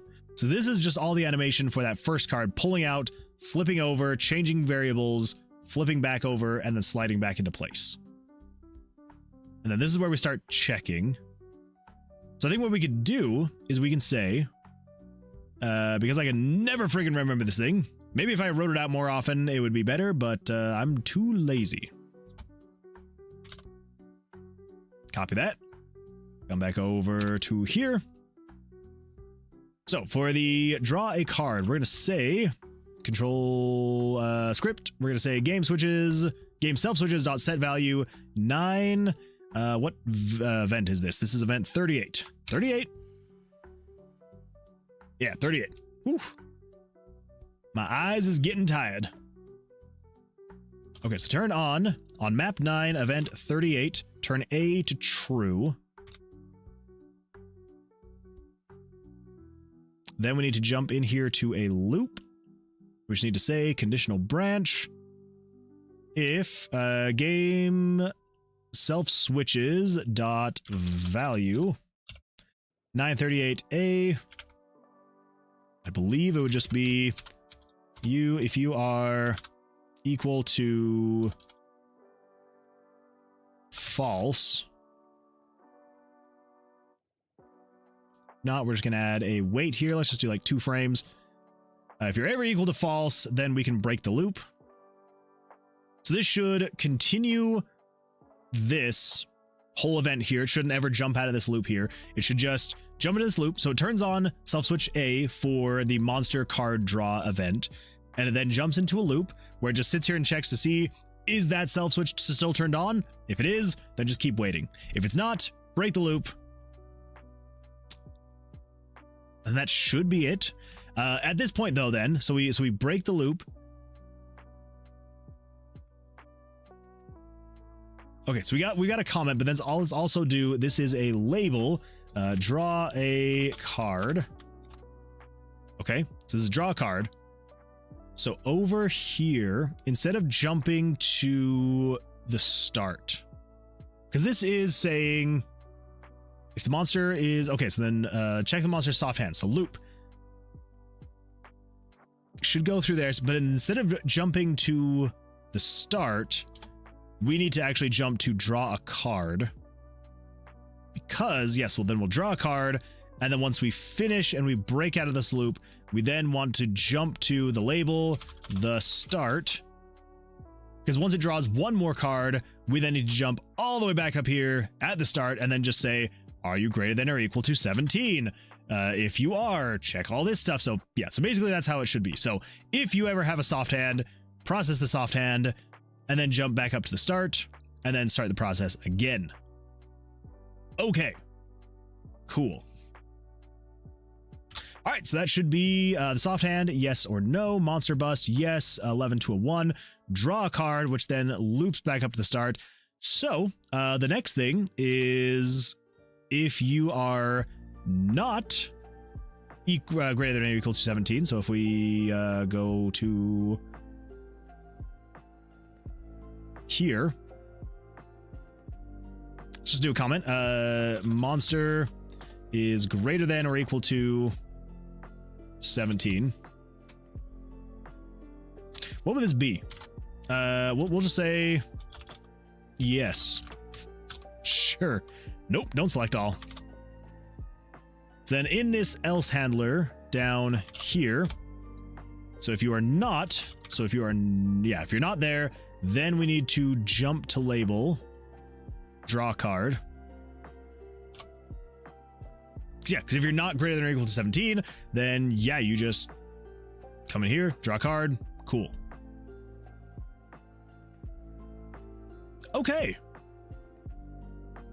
So this has us covered for most everything, I think. The only things that I don't think we have covered, so we have the ties covered. We don't have it covered for if the monster is greater than or equal to 22.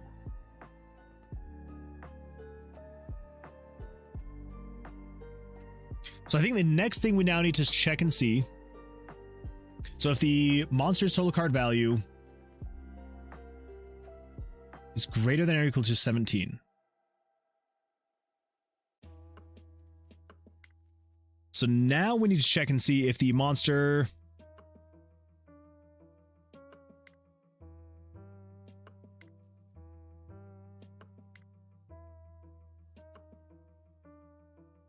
that should be correct, because it is checking if you are greater than or equal to. So if you are greater than 17, monster's greater than the player. So if monster total card value is equal to, then we tie. If you're that, but then if monster's total card value is less than the player's total card value,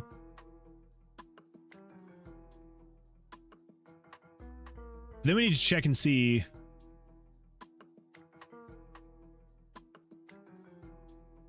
because I don't think we're taking into account if the monster is greater than, like, if the monster is equal to 22 or greater, then monster total card value less than card total value, and then draw a card.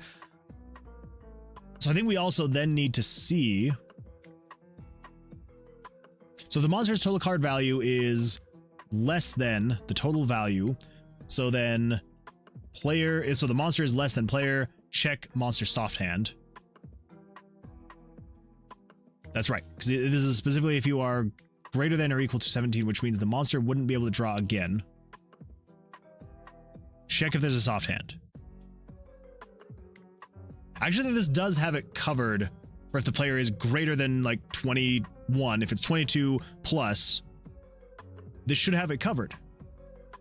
Because this is if the... No, because then this is then specifically saying if the monster's total card value is less than...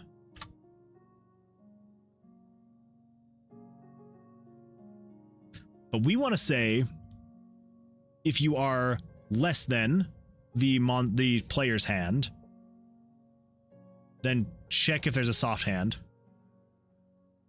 Or if you're greater than. Okay, so 82 and 35. So we want to say 82 and 35. So if game variables dot value, so if 82 is less than game variables dot value 35,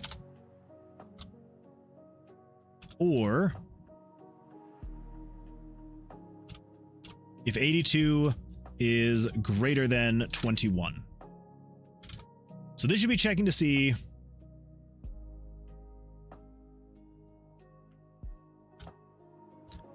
if the monster's hand is less than the player's hand, check if the monster has a soft hand. Or if the monster's hand is greater than 21, check the monster's soft hand. Because both would apply if the monster is drawn over 17, equal to or greater than 17. So basically, if they are between the 17 and the 21 range, but they are not greater than the player yet, so it wouldn't be quite 21, but if they are between 17 and 21, but they are somehow not greater than the player, check to see if they have a soft hand. Because if not, they can't draw another card and they just bust. But if they are greater than 21, they need to check to see if they have a soft hand, otherwise they bust. So basically the exact same thing here, so we're just gonna include that in both of those checks right there. Okay, so I think, so we've got the yes, tie, bust, soft hand. Yeah, so we've got tie, monster bust, player bust. Now this is if the monster wins. Do we have player bust in here? Monster bust, player bust, tie. I think we have all three technical outcomes, which would be a tie, the player busting, or the monster busting. So I think the only other thing we need to take into consideration, tie, the monster bust, the player bust, the monster bust.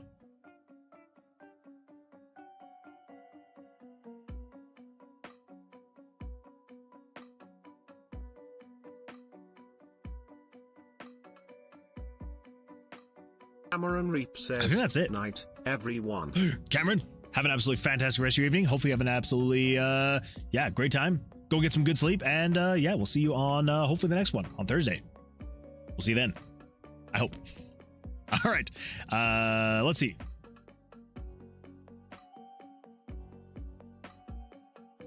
I'm pretty sure we should be able to get rid of this. And that.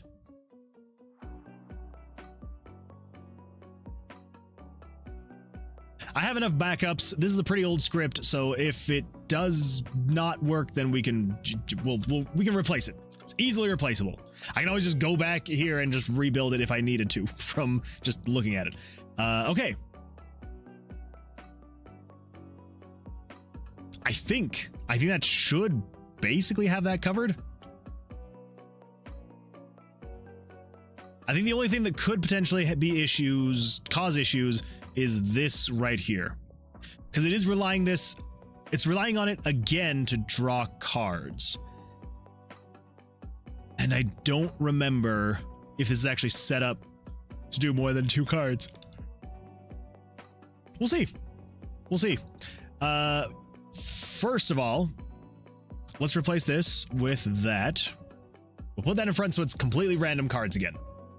Let's see what happens. Okay, he's got a 10, I've got a 13, so I'm gonna stand on, no, I'm gonna hit. I'm gonna hit on 13, we got a 16. All right, let's stand on a 16. Let's see what happens. Let's see what freaking happens. He's got an 18, he wins. Okay, that is correct. So that was technically the branch of greater than the player, greater than 18, yes, he wins. He's got a 10, I've got a 10. I'm gonna take a hit, 15. Let's take another hit.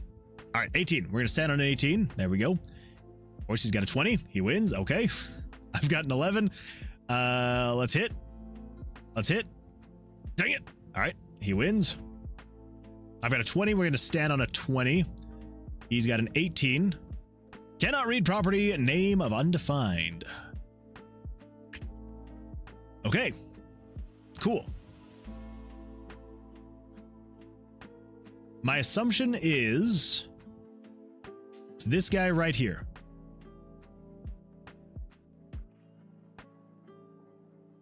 So we're saying we're wanting to check rip. Yeah, definitely rip.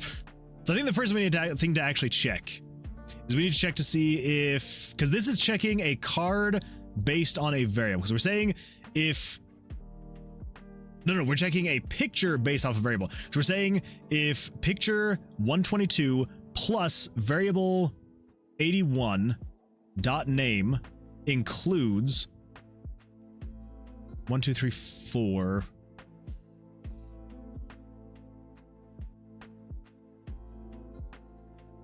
Okay. Remove card from the deck. Wait. That was I was like, wait, what is happening here? That's why. Okay. So we need to come in here. So it's this guy right here. That makes more sense. I was like, I'm pretty sure that there's only one in here. So we're checking if this has, okay. So what we need to do is we need to say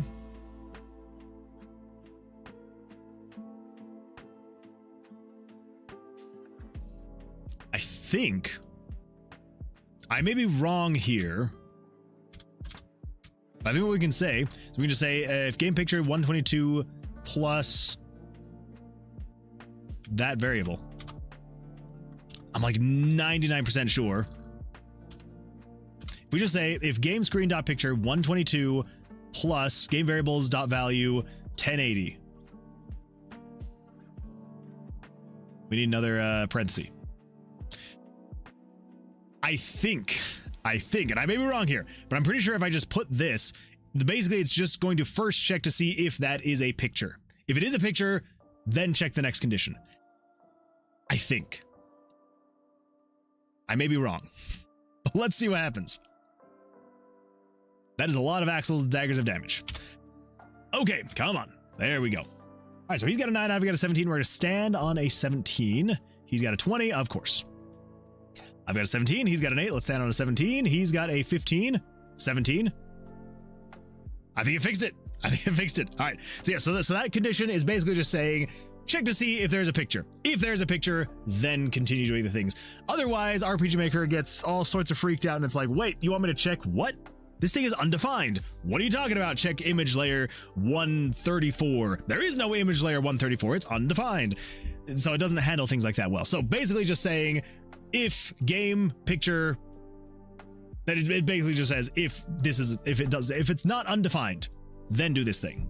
So there you go. If you're doing RPG Maker and using JavaScript to show images, especially with variables, and you're checking if a image exists with variables, I know that is a very specific thing, but if you're ever doing that, you can just type that code and it checks it first. So yeah, we're going to do odds. Come on. Oh, dang it. Okay, 14, he's got a 7. I'm gonna hit on a 14, of course. 7, I'm definitely gonna take a hit. 17, we're gonna stand on a 17. He's got a 14, 25, and what the? He should have busted. Why? What happened? What happened there? What was that flow? What was that flow? Okay. So over here. Okay, so we've got if the monster total card value is greater than or equal to 17, yes. If you're equal to that, oh, okay, I see what's wrong. So we're basically just saying if the monster total card value is greater than the player's draw value, then the monster wins. It's just good to go. You're fine. You're fine.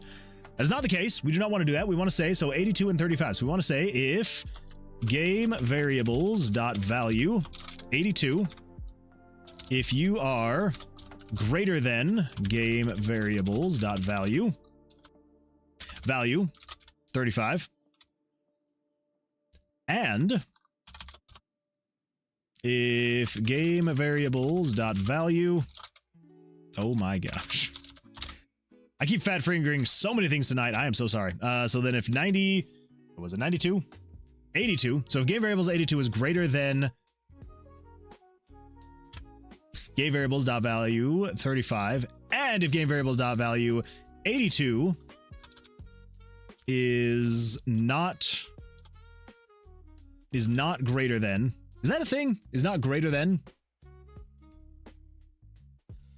I don't know if it is. Is less than or equal to 21. We're just gonna say that. So, the monster cannot win if it's greater than that. Okay. I think that's the only thing that I have to do. I hope. Mather says, OMG, you changed to purple. I did. Wait. Are you meaning specifically with the overlay? I can't remember. Have you been here with the new overlay? Or are you talking about the logo specifically? Because if it's the logo specifically, yes, I did change it. We're giving it a shot. We're gonna see what happens with it. Yeah. I don't know how I'm gonna feel about it. Yeah. I've been busy for the past week. You are totally fine. I actually literally just today updated the logo. So yeah, you're good. You did not miss anything. It was literally this afternoon is when I uploaded. I don't know. I figured I kind of like this purple and gold with the new Twitch overlay. And so I was like, you know what? it is a nice color scheme, so maybe I'll give it a shot. We'll see if a little bit of a rebrand with the logo and stuff like that is good with the purple and gold. If it is, great. If not, oh well. Points redeemed to turn your real body purple when. Probably not anytime soon. Probably not anytime soon. We'll see. We'll see. Maybe I'll do donations for changing my body purple. Or you mean just an overlay? Are you meaning like a filter on the camera? Not a filter. You need to go to the bathroom and do full coverage of purple body paint upon redeem. Okay, that one I'm gonna have to lock behind a donation paywall. That's not one that I could just say, for 500 points, I will dye my body purple. But maybe I could do a point redeem for a camera filter. Maybe. We'll see. We'll see what happens. Okay, let's stand on a 17. Let's see what happens. So he's got a 9, a 19, so he wins. Okay, fine. The splits are extremely broken, so we're not gonna do the splits. We're gonna hit on a 6, hit on a 13. We've got a 17. Let's stand on a 17. Let's see what happens. He's got an 11, 22.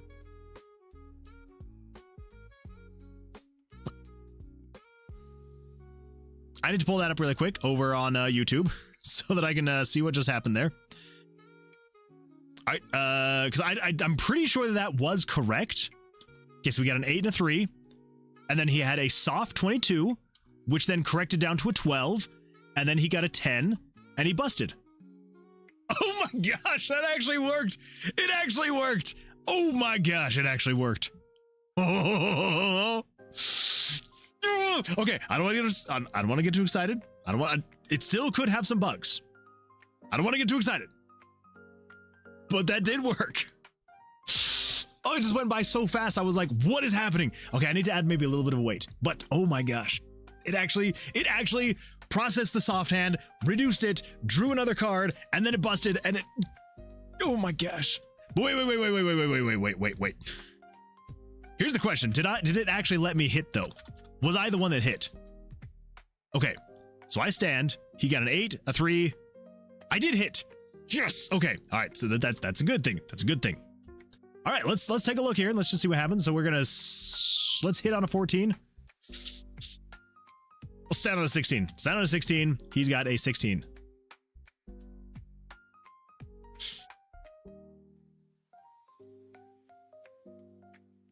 No, he has to go. He can't just stop on a 16. That was technically correct. Technically correct, because I had a 16, he had a 16, but he had to keep drawing because he was not at 17 yet. So that is technically correct. Okay, I've got a 20. We're gonna stand on a 20. He's got an 8, an 18. He didn't win. I win. Oh my gosh, this is making me so happy. Okay, so I've got a soft 16. Let's hit on a soft 16. Now I've got a 14. I should have just stayed with a 16. Okay. All right, the fates have spoken. We are going to stand on a 16. Stand on a 16. He's got a 13, a 20. Of course. Okay, I've got a 6, 16. I'm gonna stand on a 16. Stand on a 16. He's got a 14, a 20. Dang it! Okay, 19. We're standing on a 19. That one's easy. That one's easy. Easy money. 6, 17. Oh my gosh. Oh, I love it when a plan comes together. Makes me so happy. All right, he's got a 20. I've got a 10. I'm gonna stand on a 20. The tie worked exactly how it should be. Oh my gosh, it's actually working, everybody. Oh, it's making me so happy. It's making me so happy. I know it shouldn't make me this happy, but it's making me this happy. All right, I've got a 5, so I win this one. Yes. 8 and an 8. Now the split is extremely tempting, but I cannot do it yet. The split is still very, very broken. All right, let me just check the notes. Let me just check my notes really quick for the bugs. So for the bugs, what did we have? Soft hands still aren't working. Monsters. So he had a 14, drew an 11, and busted. The monster and I had a 13. It went to a tie instead of the monster drawing another card. So technically that one is fixed. We have had it where, yeah, the monster had a 13. It went to a tie instead of the monster drawing another card. So technically, that I have seen that work because I had a 16. He drew a 16. which before I was planning on just having that be a tie, but no, it's not a 17, so the monster has to keep drawing until they are above. So yeah, so I think that we can technically say that bug is, I don't want to mark it off yet. I'm gonna keep doing some more testing. We're just gonna test. So let's set on a 16. He's got a 13. He's got a 23. Happy day. Let's hit on a 12. 17. Set on a 17. 4, 14, 24. Oh, 21.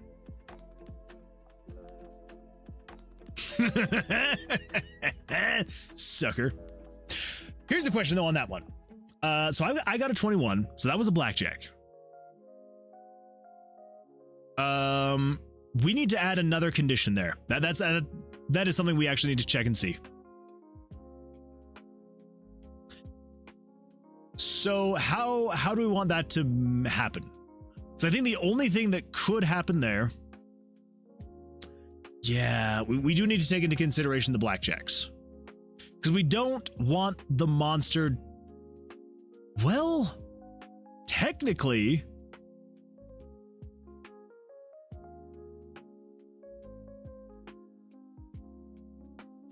in blackjack, if a player gets a blackjack, can the dealer keep drawing? And if they hit 21, will it be a tie? In blackjack, if a player gets a natural blackjack, an ace, and a 10-card value, the hand is immediately resolved. The dealer does not draw more cards. And if the dealer also has a natural blackjack, it is a tie. Okay. So, if the player gets a blackjack...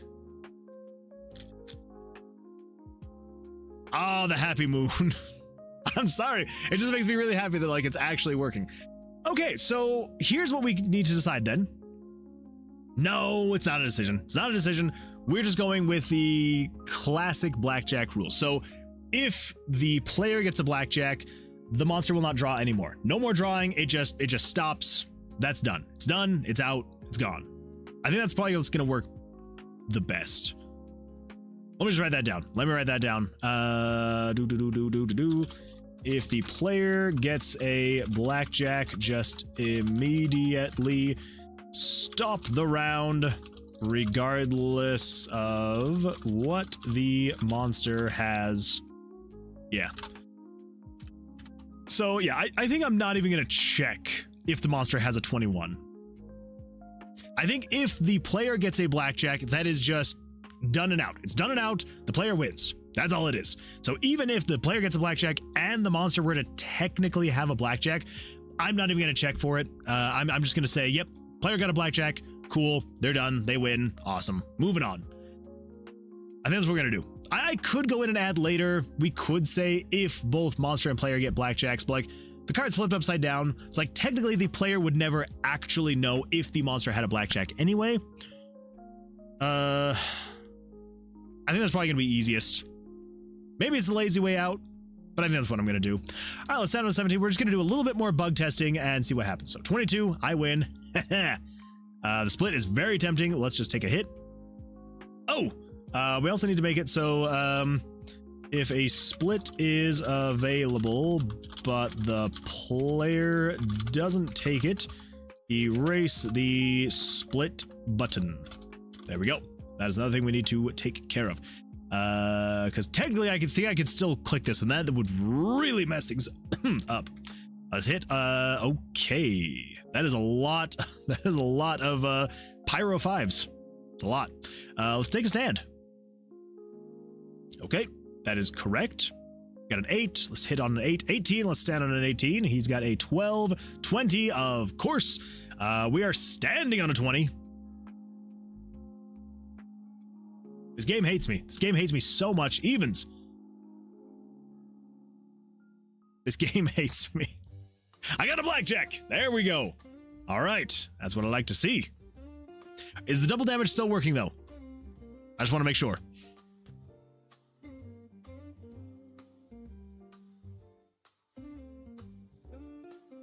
Crap, I missed it.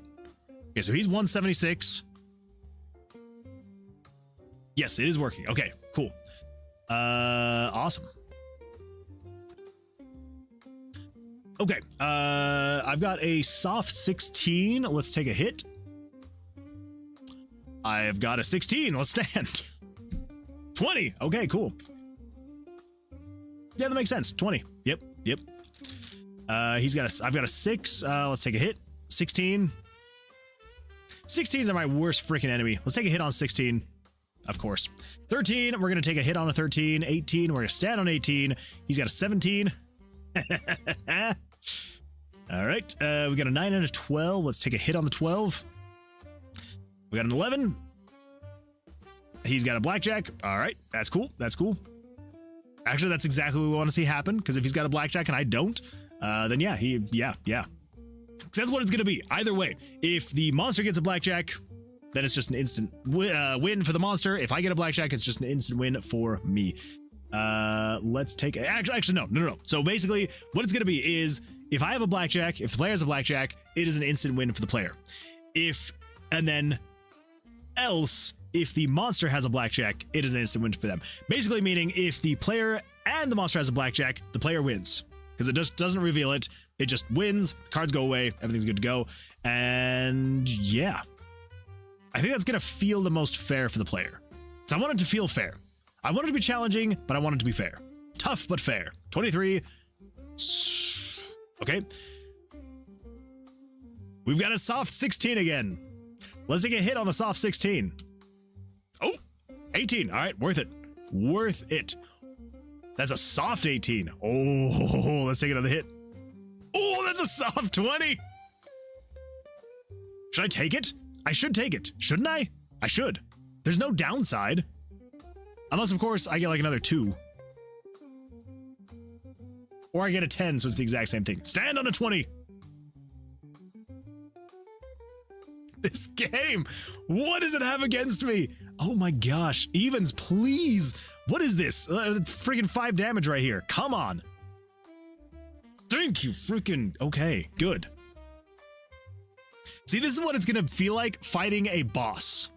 Because the boss is gonna have crazy amounts of health. This is not gonna be like a regular monster. Monsters are not gonna have 200 health. At least not in the beginning. Yeah, so this is definitely gonna be more of like a boss thing where like it's gonna be grueling. It's gonna be grueling. I would have been dead already, so you know. Hit.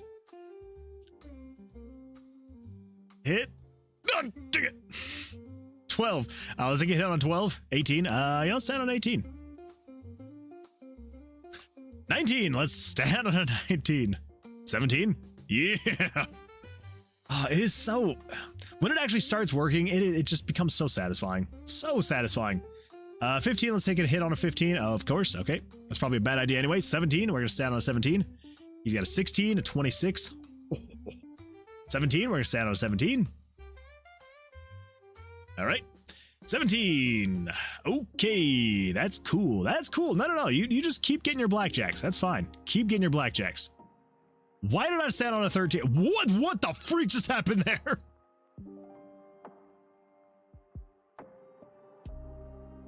We need a recap. We need a recap on that. That happened so fast. Can I slow this down? Playback speed.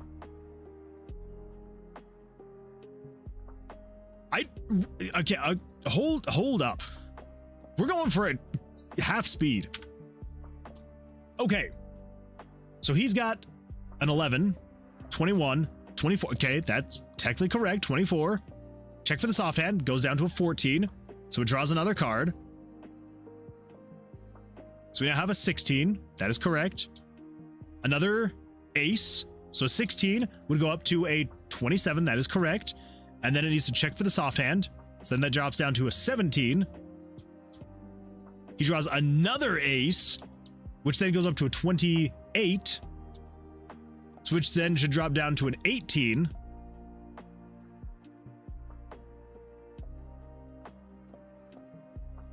So that is incorrect. That is wrong. Because it dropped down to an 18.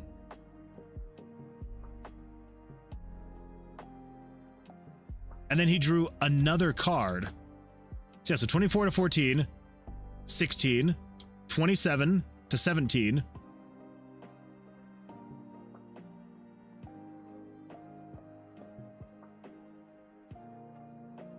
So he drew another ace, which would go up to a 28. Which then dropped down to an 18, which means he should not have drawn another card. So it should go down to 28. So down to an 18. And then he drew another card. But he shouldn't have, because I was at a 13, he was at an 18. And then that made him bust. Yes, that was technically incorrect. Okay, so what happened there then? That is the question.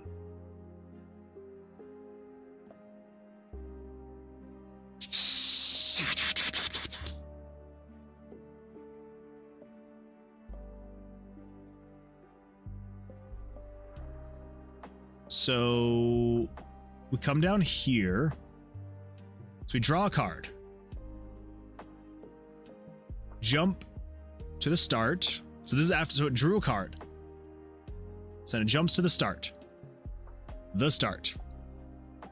If 82 is greater than or equal to 17.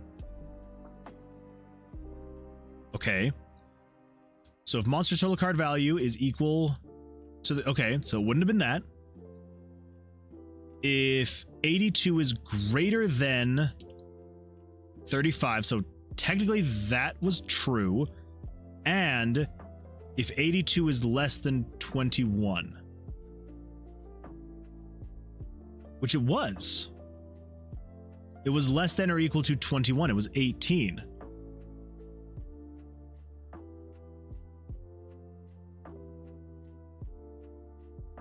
Right? You're at 18. So it reduces down, so it's 28. Which means it would then have been going through the soft hand here. So if the monster is less than player, check monster soft hand, or if monster is greater than 21, so it does this, goes through the loop, checks for the soft hand. It reduces it, which is what happens right here. It then reduces down to an 18. So it should then jump to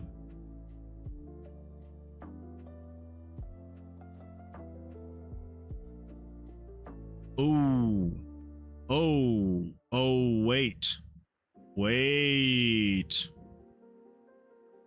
That is incorrect then. Because it drops it down, and then it jumps to draw a card.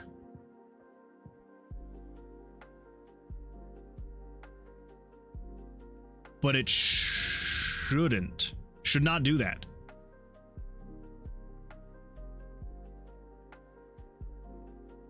So every other instance was working correctly. It was just this one. So does that mean... do I need to add another... So I guess that begs the question then. Because technically, drawing another card is what we would want to do.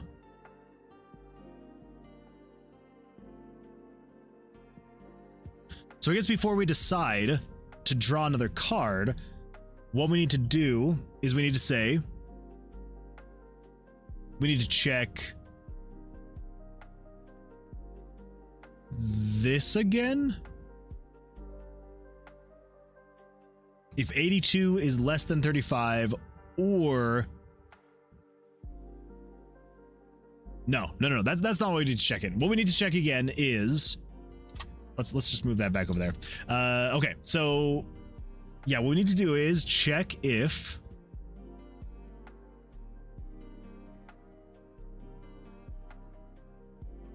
yeah, so instead of just defaulting to draw a card, we need to oh crap, I can tell it's getting late, which I've gone way over what I anticipated going because I still need to work on that devlog. I feel like it's so close. I'm like, I don't want to stop here, because if we can get this done then that'll be good. And then we just have to work on the splits at that point. So, monster total card value, -10. So instead of just drawing a card, we need to check for an if else. So if monster card value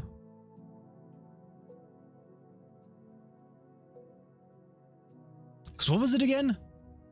So you'd be at 18. So we just need to check and see. Yeah, so we just need to check and see if this variable is greater than 35, the total card value. That's freaking adjusting that. Okay, variables. If 82 is greater than 35, and then we have an else. So,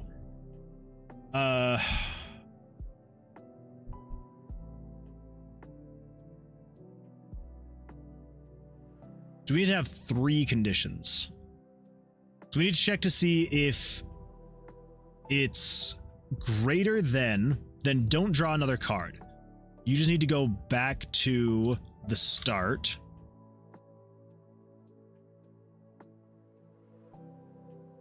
To then start the loop again. So jump to label the start.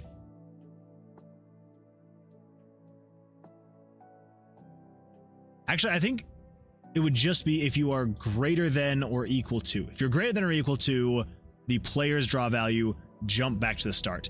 If you're not, then draw another card?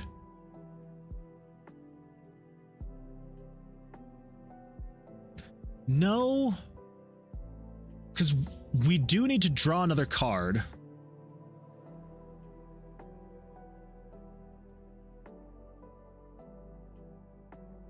But do we just jump back to the start? So this is what we're doing here. So it reduces it to 1. And then what if instead of jumping to draw a card and then going back to start, do we just go back to start? Because then we would then just check and see again if you are greater than or equal to 17. If you're not, draw a card. So maybe actually instead, maybe we don't actually need to check any of this stuff. Maybe we just need to go back to start once you have checked for the soft hand. So instead of drawing another card, yeah, just go back to the soft hand. I think that's correct. I don't know. Let's find out. Let's find out together. Let's do some more testing. This is either going to fail extremely quickly, or this is going to work out great. Wow, those are some low draws. Okay, he's got a 2, I've got a 7. We're going to stand on a 7. Nah, why did I stand on a 7? Okay, that was obviously incorrect.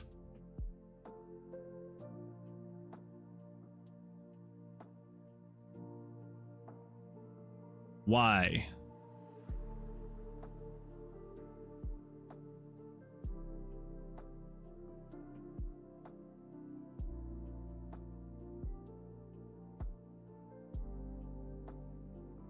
So if 82 is greater than 35, and if 82 is less than or equal to 21,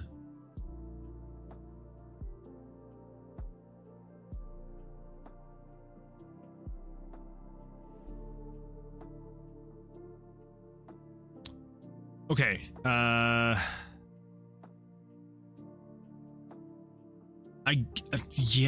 yeah.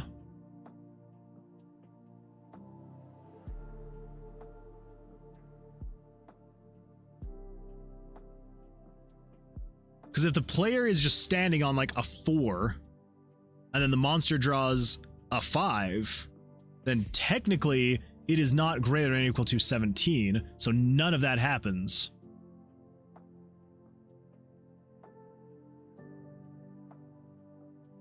So then it just jumps down here. Okay.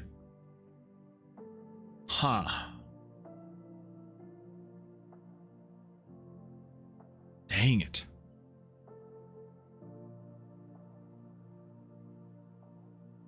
What does exit event processing do? So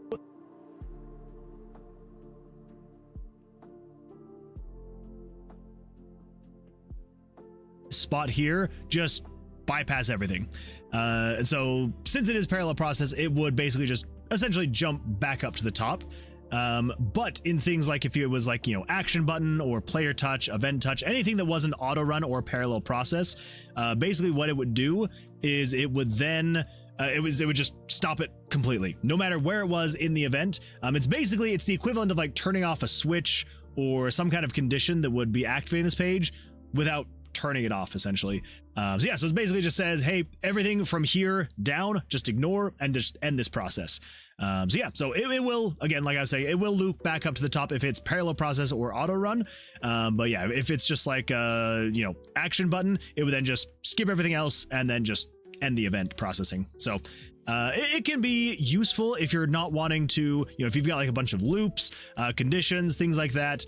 Especially, actually, there are some times where, say for example, with this right here. So I am turning on tie and I'm turning off stand. And so as of right here, one of these conditions for this page is if the switch stand is on.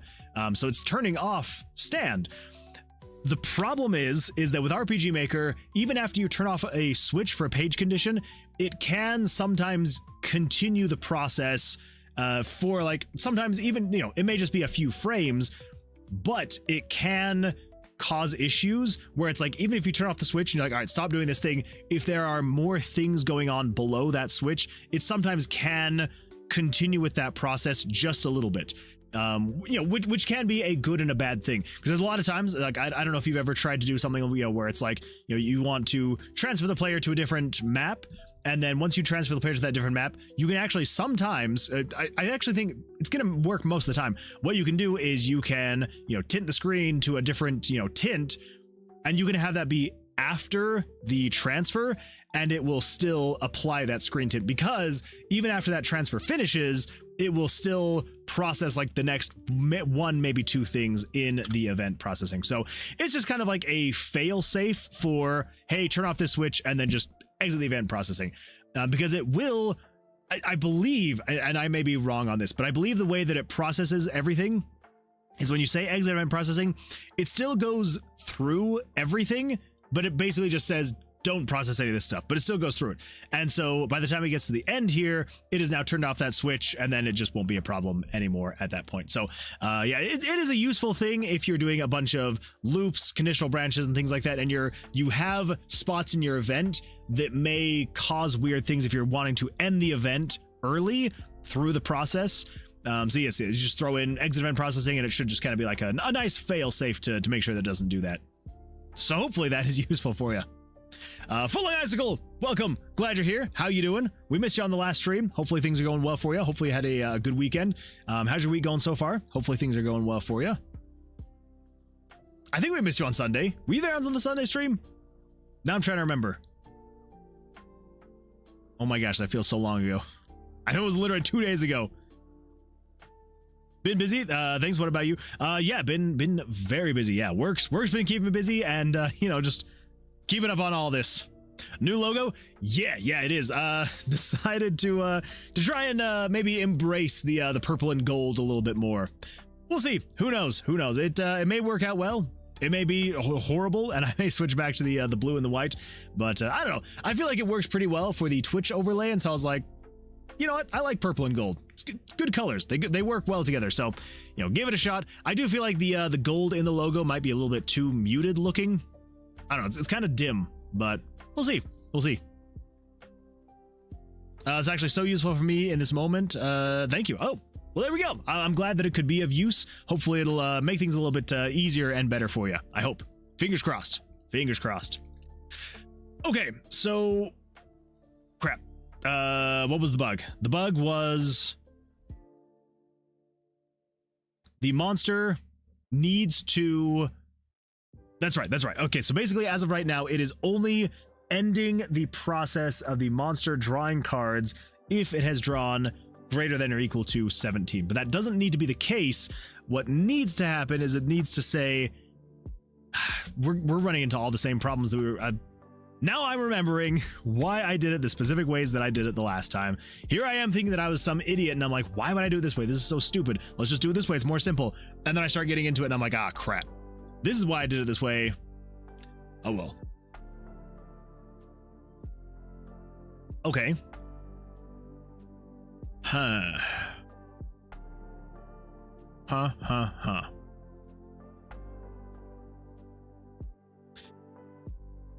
I think what we can do, I think we should be able to say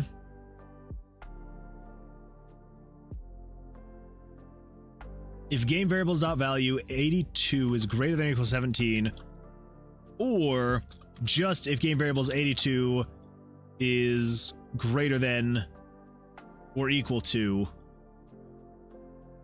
So we're just going to say, let's not have it stop if it is not greater than the player's draw value, which is variable 35. Okay, so the monster either has to be greater than or equal to 17, or the monster's total card value has to be greater than the player's card value. So the monster will never stop on a tie. Unless, of course, it is greater than or equal to 17. Then it will stop. Okay, let's give that a shot. Let's see what happens. Viewer Scoiled over on YouTube says, hello, welcome, glad you're here, Hopefully you're having an absolutely fantastic evening or day, wherever you may be in this world. Anything fun or exciting going on in your life? Anything you want to chat about? Would love to hear about what's going on in your life. Okay, I've got a 14. I'm going to stand on a 14, sure. He's got a 12, 18, he wins. Okay, fair enough. I've got a 13. Stand. Okay. 10. So I can stand on a 10. He's got a 15. He wins. Okay. 13. I'm going to stand on a 13. He's got a 13. So he has to draw again. Okay. Awesome. Awesome. I've got a 14. I'm going to stand on a 14. He's got a 13 at 23. The split is so tempting, but I know it's extremely bugged. I'm going to stand on a 20. He's got a 13, 18. I win. 16, he's got an 8. I'm going to stand on a 16. He's got an 18. All right. I've got a 20. I'm going to stand on my 20. He's got a 4, 8, 17. All right. I win. I'm just going to stand on my 20. He's got a 17. I win. 6. This is actually going to be very useful. So I've got a 6. So I can stand on a 6 and then. Okay, yeah, so this seems to have fixed it. So the bug we were experiencing before was if I had the 6 and if he flipped his card over and he had a 7, he kept drawing until he hit a 17. But now, if I've got a 6 and he's got a 7, he will stop on that 7 because he's like, well, you're standing, so cool. All right, yes, awesome. So, yeah, that was correct. Okay, yeah, because I don't want him to ever stop on a tie. I can stop on a tie. He can't stop on a tie.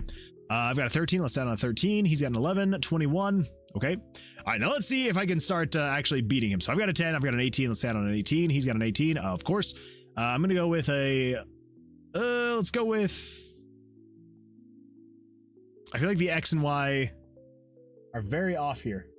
I'm going to fix that a little bit. Let's go with evens. Oh, there we go. Not bad. 15. Let's take a hit on a 15. Oh, that's what I'm talking about. Let's stand. 13, 18. That makes me happy. Coca says, I just use exit event processing in a very particular way. Thank you, Mr. Moonwood, for saving my family and marriage. That's what I'm here for. I'm here for saving families and marriages. I mean, yeah. The exit event processing is it is absolutely fantastic. I do love it. So I'm glad that it worked out. I'm glad that it was useful for you. And yeah, I hope that it'll be a new tool in your arsenal that will help your game dev in making things just hopefully a little less frustrating and headache inducing for you. I hope. What the? 368% of my goal reached on coffee. Footlong Icicle, was that you? Footlong Icicle, was that you? What's going on over here? What do we got? What do we got over here? Oh my gosh. What the? 368% of my goal is crazy. What do we got? Full Long Icicle says, new logo slaps in my honest opinion. Oh my goodness. Thank you. I appreciate that. Thank you. And I appreciate that. Thank you so much for the $69 donation. You are absolutely too freaking generous. Yeah, like, seriously. Thank you so much. Holy smokes. I cannot, like, honestly, you are too kind. Thank you so much for that $69 donation. I'm glad you like the logo. I'm glad that you like it. Yeah, as much as, you know, as muted as the gold is, I do really like the purple and the gold. So maybe I will make it just slightly lighter, maybe just a little bit, but I do actually really like. So I'm glad you like it as well. I'm glad you like it. It probably will stay. Probably will, but I appreciate that. Thank you so much. Holy smokes. Again, thank you. You are far too kind. Thank you so much. Thank you. I also always can appreciate the amount. $69 is absolutely fantastic. So thank you. Thank you for that. I appreciate that. Yeah, every time I'm just like so blown away. And I just, yeah, holy smokes. Thank you. Thank you. Again, so many salutes. Thank you. All right. I'll move on now. So, thank you. One more thank you. Yes, sir. Thank you. Yeah, it's. I mean, I don't want. I'm not saying this to like say anything about anybody else, but I am saying, since you are like the only person that does donate on my coffee, basically anytime that notification pops up, I'm always like, oh hey. It's Full Long Icicle. Thank you. Need to add hydrogens there too. May be as part of a DLC.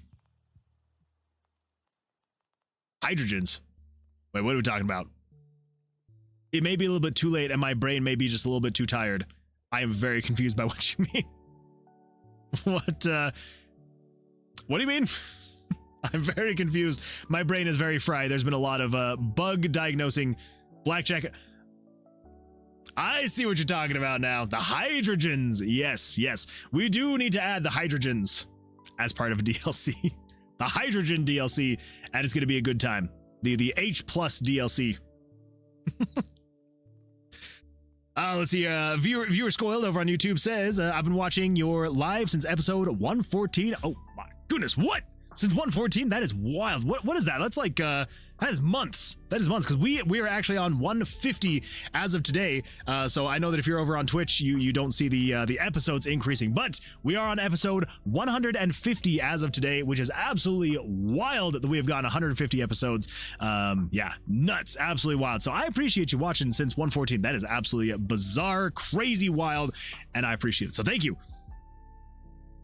This was my first comment. Well, I do appreciate you finally commenting. I know that sometimes it's not, I know that sometimes it can be a little bit, I'm trying to think of the right word. Not like nerve-wracking, but I know that some people like to just like maintain their anonymity. I know that some people just either like to lurk or just be like, I'm here to watch, I'm here to observe, which is totally fine, totally valid. But I do appreciate the comment and you jumping in here. So, and obviously watching as well. I do appreciate that. But yeah, I always love hearing from people, especially that have been watching for a while. So I do appreciate that. Thank you. I'm so inspired by your incredible motivation for game development. It gives me so much motivation too. Thank you. Honestly, that is what means so much to me, because here's the thing. Like, I've got 3 goals from doing all of this: the streaming, the game development, all of it, right? So obviously, goal number 1, I'm trying to make a game. I want to make a game. I want to finish this game. And that's like, that is goal number 1 is to make and finish this game. Goal number 2 is to kind of like do like a very cheap marketing of this game, because it's like I'm not really paying anything, like aside from like my electricity bill and my internet bill of like being able to stream and being able to run my computer. But it's like I would be running my computer anyway, whether I was streaming or not. And so really it's just kind of like that like free marketing of like, I'll stream it, I'll make content about it, and if people can find the game through all of the streams and the video creation, then great, absolutely fantastic. And then goal number 3, which none of these are in like a necessary order, but goal number 3 is to inspire. Like I want people to know that like I sincerely mean when I say to never stop being creative. Like I mean it. I want everybody who has ever wanted to create anything to feel like they can create that thing. Because here's the thing, you can. If you have ever wanted to make something, whether you think you have the skill or the talent required to do that thing, well, here's the answer. You do. It doesn't matter if you have never touched a computer in your life, but you're like, I want to make a game so badly. There are so many avenues that I want people to realize that they can take. Whether that is, basically diving off the deep end and, say, for example, the extreme example of if you have never touched a computer a day in your life, but you're like, these video games look so cool, I want to make one of these days. You can do it. It may take a little bit of extra time and effort to get to that point where you'll be able to understand computers and know how to use them well, and then be able to start making a game, but you can do it. But here's the thing. Making a game does not necessarily have to mean a video game. You could make a tabletop game, which is literally boards, cards, pieces, dice, whatever it may be. You can do a lot of cool things with tabletop games. And so you don't necessarily have to be able to program or even use a computer in general to be able to create a game or make something exciting like that. But it extends even farther from that. It could be you want to learn how to draw. You want to draw and you want to be able to do that. Well, you can. It doesn't matter if you have absolutely no artistic understanding. If you feel like you have no skills, no knowledge, no talent, whatever it may be, that kind of stuff, if you put in the time, you put in the effort, and you go for it, you may start off drawing stick figures. You may start off drawing simple shapes and lines, but everybody starts there. Like the amount of prodigies in this world that actually start just at a crazy level are very few and far between. And so honestly, like if you put in the time, you put in the effort, and I hope you'll be able to recognize and realize that nothing is out of reach. You can do whatever you put your mind to. And so I hope that in me doing this, as embarrassing it is sometimes for me to run into walls of code or ideas, or me start making something and I have to scrap it later, it can be very embarrassing for me to do that live in front of people. But I hope that it goes to show it doesn't matter if you feel like, oh, I have this great idea, and you start doing it and it turns out to be terrible. Start over. Scrap it. Get rid of whatever isn't working. Whatever you have to do, take one step back, take 2 steps back. Start from the very beginning. Whatever you have to do. Whatever you do, though, do not stop trying. Do not stop trying to create the thing you're wanting to create. Just keep going, and eventually it is going to pan out in the end. Might take 6 months, might take a year, might take 10 years, but I can promise you, if you keep going, if you keep working on what you are actually wanting to do, it's gonna happen. So there's my very long tangent of inspiration, and I hope it was inspirational and not just me rambling, because my brain is getting very tired. It is getting late, and I feel like I tend to ramble around this time. So if that was too rambly, I'm so sorry. But I'm glad that some randev is feeling inspired. I know you're probably joking, but I don't know. I hope that I can inspire. Oh gosh, seeing that just work is fills me with such joy, such freaking joy to just see that, because like I'm like sitting there trying to like process the numbers in my head, and I'm like, yeah, no, that would have been a soft hand. Yep, that is exactly. What? Okay, I'm not accusing you of not being serious about it. I'm just saying that, like, from a standpoint of myself anyway, where like some randev, you were someone I was watching your content so long ago, so very long ago, and you were an inspiration to me.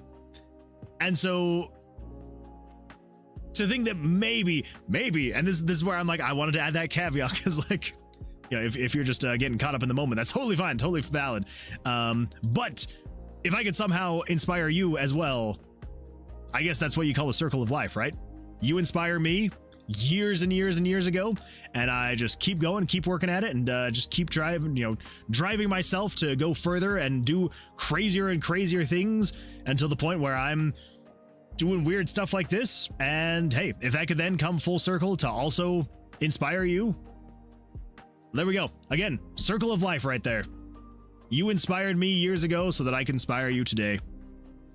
The amount of streaming I did last year and I will do this year was heavily motivated by you. Well, Summerand Dev, I am glad that I could inspire and motivate. And yeah, it's I don't know.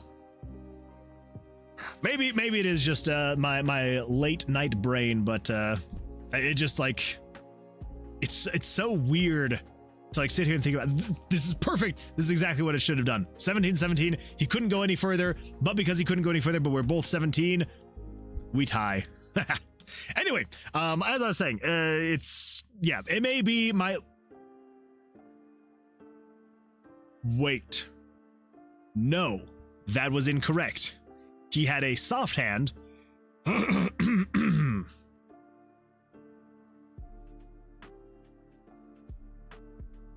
How do we want to handle that?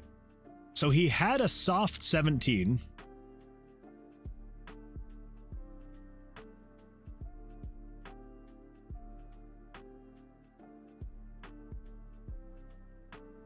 I think this should be a pretty easy fix.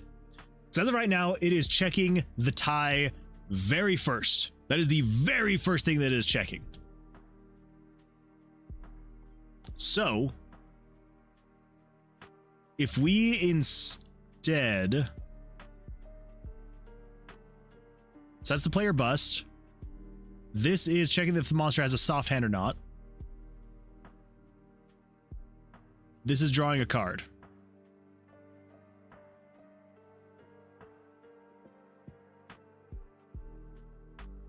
So I think what we need to do is we just need to take the tie, put it after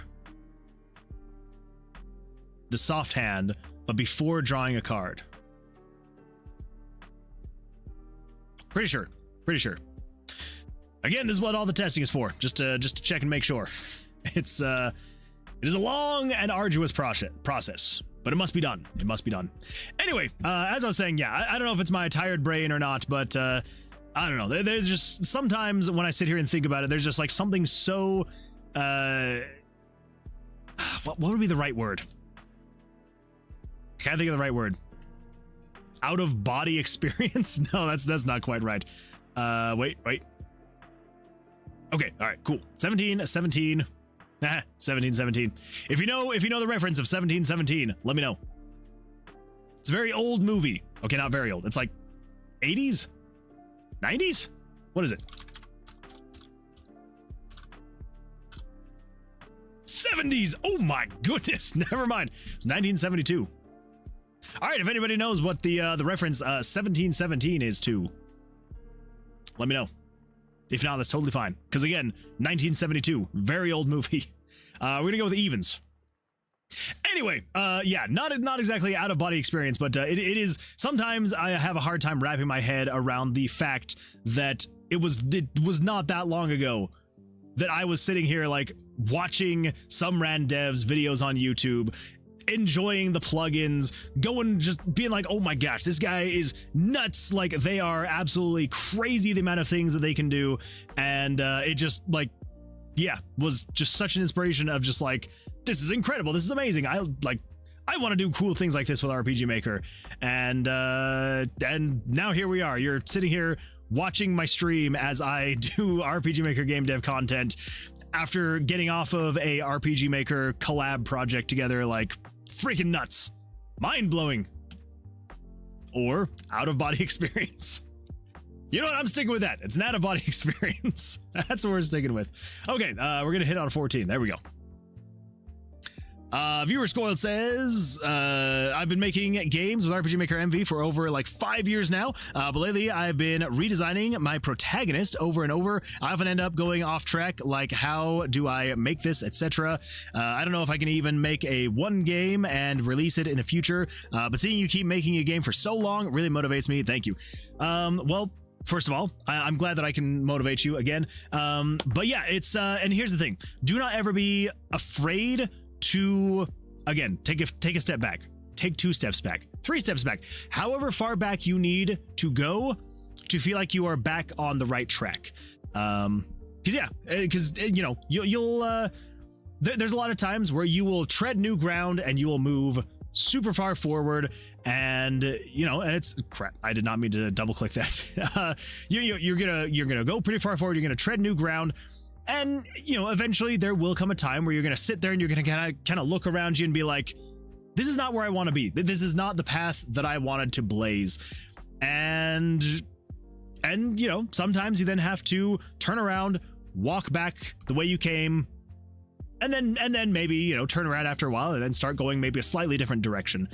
And yeah, and honestly, like, there's nothing wrong with that. There's nothing wrong with having to take a few steps back and reassess, reevaluate, maybe redo your original character and just kind of see like, okay, like, this is how my protagonist is right now. It's not quite how I was envisioning. And this is where I would highly recommend when you start a project, take as many notes as possible. It doesn't have to be anything set in stone. Like, you're not writing your novel, you're not writing every single fine detail, but write down a few notes, jot down some ideas, kind of the motivational driving factors. Was that correct? That was not correct. That was not correct. That was incorrect. That play right there, because that was a 6. And then okay, wait. Okay, that's exactly where I am. I just want to make sure. Okay, so King, so he had a 7.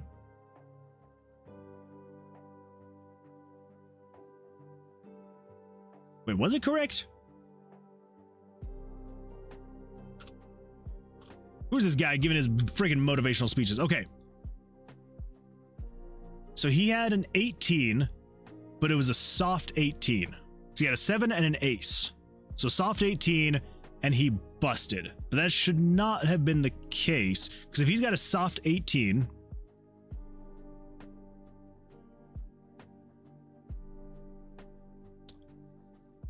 I'm realizing why my previous code that I got rid of altogether. I'm realizing why it was so complicated. It's because there's so many weird one-off things like this. Okay, so the start.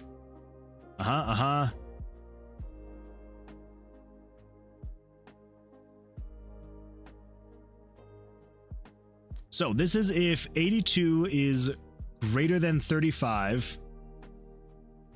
Okay, so player bust. So then this guy, so if this is 82 is less than 35, or you're greater than 21. Okay. So 1080, cards to move equals 0. Loop. Cards to move plus 1. So 122 plus variable 1080. And if card 1, 2, 3, or 4 are equal to 111 on 122 plus 1080.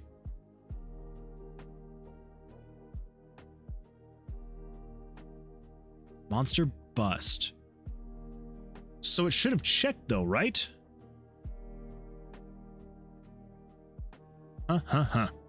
Anyway, yeah, sorry, I got sidetracked because that bug popped up.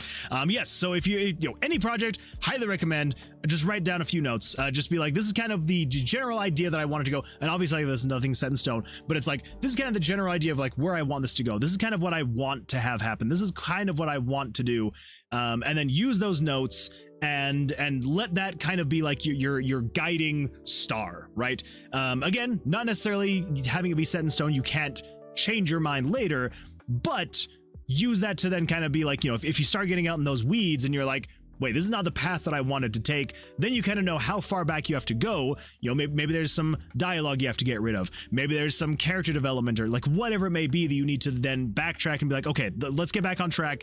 You get back to that point, and then you relook and you're like, oh yeah, that's where I want to go. And then you start heading in that direction again. Can be very useful. Doesn't always work out that easily, but hopefully it will work out a little bit better. But I do believe in you. I believe in you that you will be able to create a game and be able to release in the future. Because here's the thing, you will never release your first game until you release your first game. I know that's like the most generic sounding thing in the world, but here's the thing, like until you actually release a game, anyone will sit here and think like, oh, I'm never gonna really like. Freaking, I've been using RPG Maker for 26 years now or something like that. I have released 2 games. They were both Game Jam games. I have started and stopped probably, if I had to ballpark it, I would say I have started and stopped without completion about 500-ish projects over those like 25, 26 years I've been using RPG Maker. Yeah, probably roughly about 100-ish projects per engine that I have used. So 2000, 2003, oh my goodness, Yato. Welcome Yato and your 4 amazing audience members. Thank you for the raid. I appreciate that. Welcome everyone. Glad you're here. Glad you're here. Yeah. How'd your stream go, Yato? Hopefully things went well for you. Sorry, I am on a inspirational tangent right now. Just letting anybody know if you are doing anything creative, I believe in you and you can do it. Anyway, yeah, so all of that to say, if you're ever feeling like, oh, like, you know, I don't know if I'm ever going to be able to finish this, or, you know, you're a person who likes to move on to new projects, totally understandable. Again, I have created literally hundreds of projects that have never seen the light of day. But yeah, honestly, like, and here's the thing, you're probably going to keep having projects that you start, get some of the way through, and then you either abandon it for whatever reason, you know, whether it's you have a new idea or a different idea or a better idea, like whatever it is it may be, or you're just not feeling inspirational about that project anymore. Whatever it is, you have kind of, nothing is a waste when you were doing something creative. There's always going to be something you have learned that you'll be able to apply to your next project. So even if you sit here and think like, oh, if I scribe this project and like think of all that time wasted, it's like, no, you will have spent that time learning something that will help you in your next project. So while it is like, I will say like abandoning a project, I would usually say try and like take a step back from whatever it is you're working on, see if you can like approach it from a different angle. But even if you eventually just have to be like, you know what, this project is just not working out, again, don't ever feel like it has ever been a waste, because it is something like you have learned something along the, you know, the whole process of that project. It may not be something you realize, but it's like, I would not be to the point where I am at to be able to do something like this if I hadn't started and abandoned hundreds of projects, because it's like, there would always be something new that I would learn, something new that I would want to try. I would go out, try it, and maybe, you know, spend a week or two, and then I'd be like, I'm not really feeling it anymore. And I would kind of be like, but think of all this wasted potential.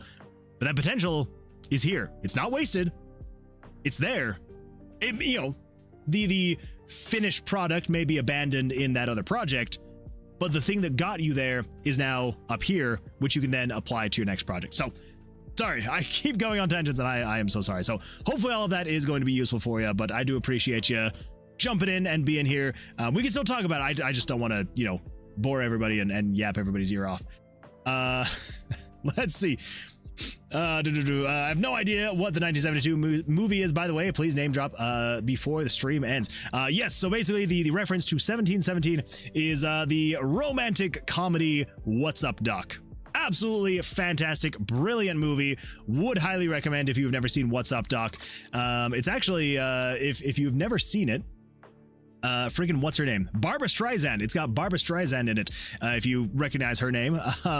Yeah. So Barbra Streisand. Yeah. Back in 1972. So very old movie. Yeah. It's, I guess I would say it's probably a romantic comedy, I would say. It is very funny though. It's a very funny movie. So highly recommend it. I shall watch afterwards. There you go. You get assignment now. A few times I invented some cool stuff when getting myself sidetracked. I concur, taking notes, it helps a lot. Yeah, and honestly, like, you'll never know the cool things you will create on like your smaller projects. So yeah, create, innovate, and inspire, and you know, things will be good. Things will be good.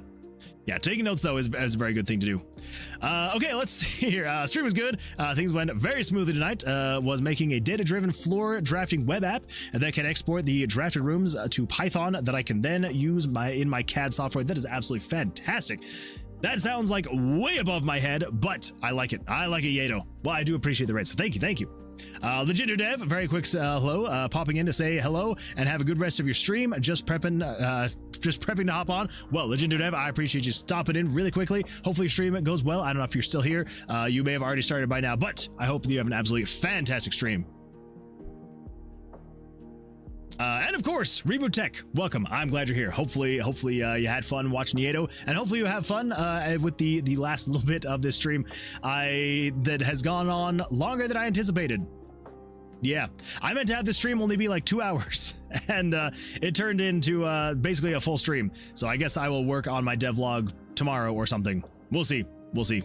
As they do. They really do. They really do. Well, I started making so much progress that I'm like, I don't want to stop. And now I'm running into bugs. I'm like, dang it, I should have stopped. But oh well. Oh well. It happens. It happens. Okay, so what was the bug? Crap, what was the bug? What had happened? Crap. What was it? What was it? We gotta go back. Gotta go back. Back to the past. Samurai Jack. Keep going, going, going, going. There we go. Okay. So, what was it that happened? So I had 20. Look at this guy yapping. Look at this guy yapping, trying to be all inspirational. Come on, buddy, move it along. Okay, so he had a soft 18. So I should have reduced. Okay. So the first thing it checks. If 82 is greater than or equal to 17, or if 82 is greater than 35.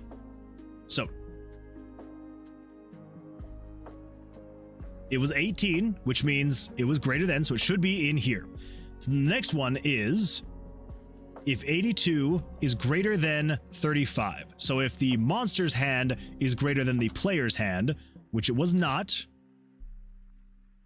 and then that is an and. So we do not want, so this wouldn't have happened. So then this is if 82 is less than 35, or if 82 is greater than 21. Okay, so technically we should be in here because 82 is less than 35. As you can see right here, 18 to 20. So yeah, so 82 is less than 35.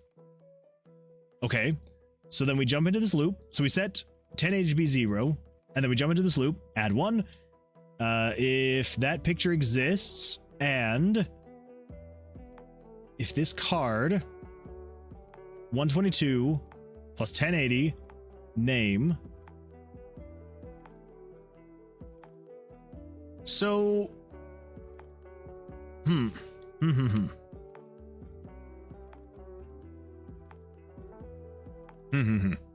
Summerknife says, tangent, but in all seriousness, what does it mean when the hand is soft? Because I still have no idea. Yeah, so basically, what a soft hand is. So the aces in blackjack are by default equal to 11. But if you have an ace in your hand and you have a busting hand, so if you have over 21, that ace can basically what is referred to as becoming a soft hand is basically then it can become a 1. So if I say you have a soft 16 because you have an ace and a 5, so the ace is equal to 11 and then the 5 is equal to 5, and so you have technically a total value of 16, but it is a soft 16 because if you were to draw another card, oh my goodness, another raid.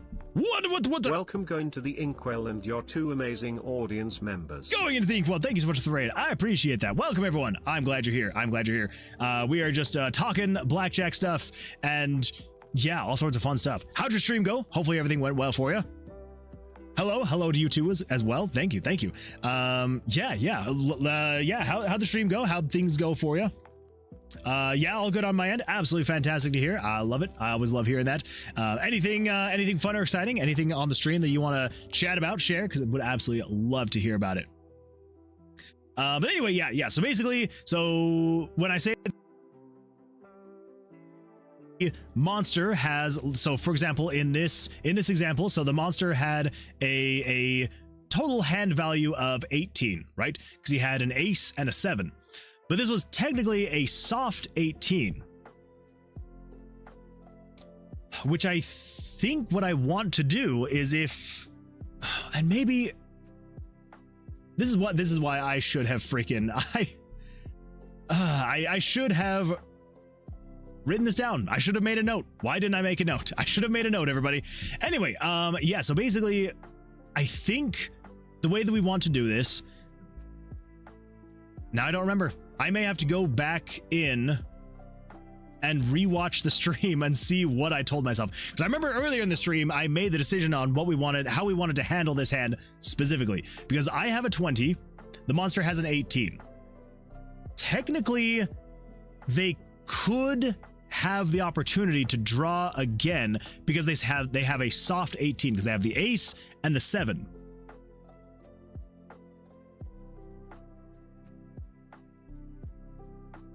But now that I think about it, I actually think I did decide that if I have a higher hand, even if they have a soft hand, it'll just go.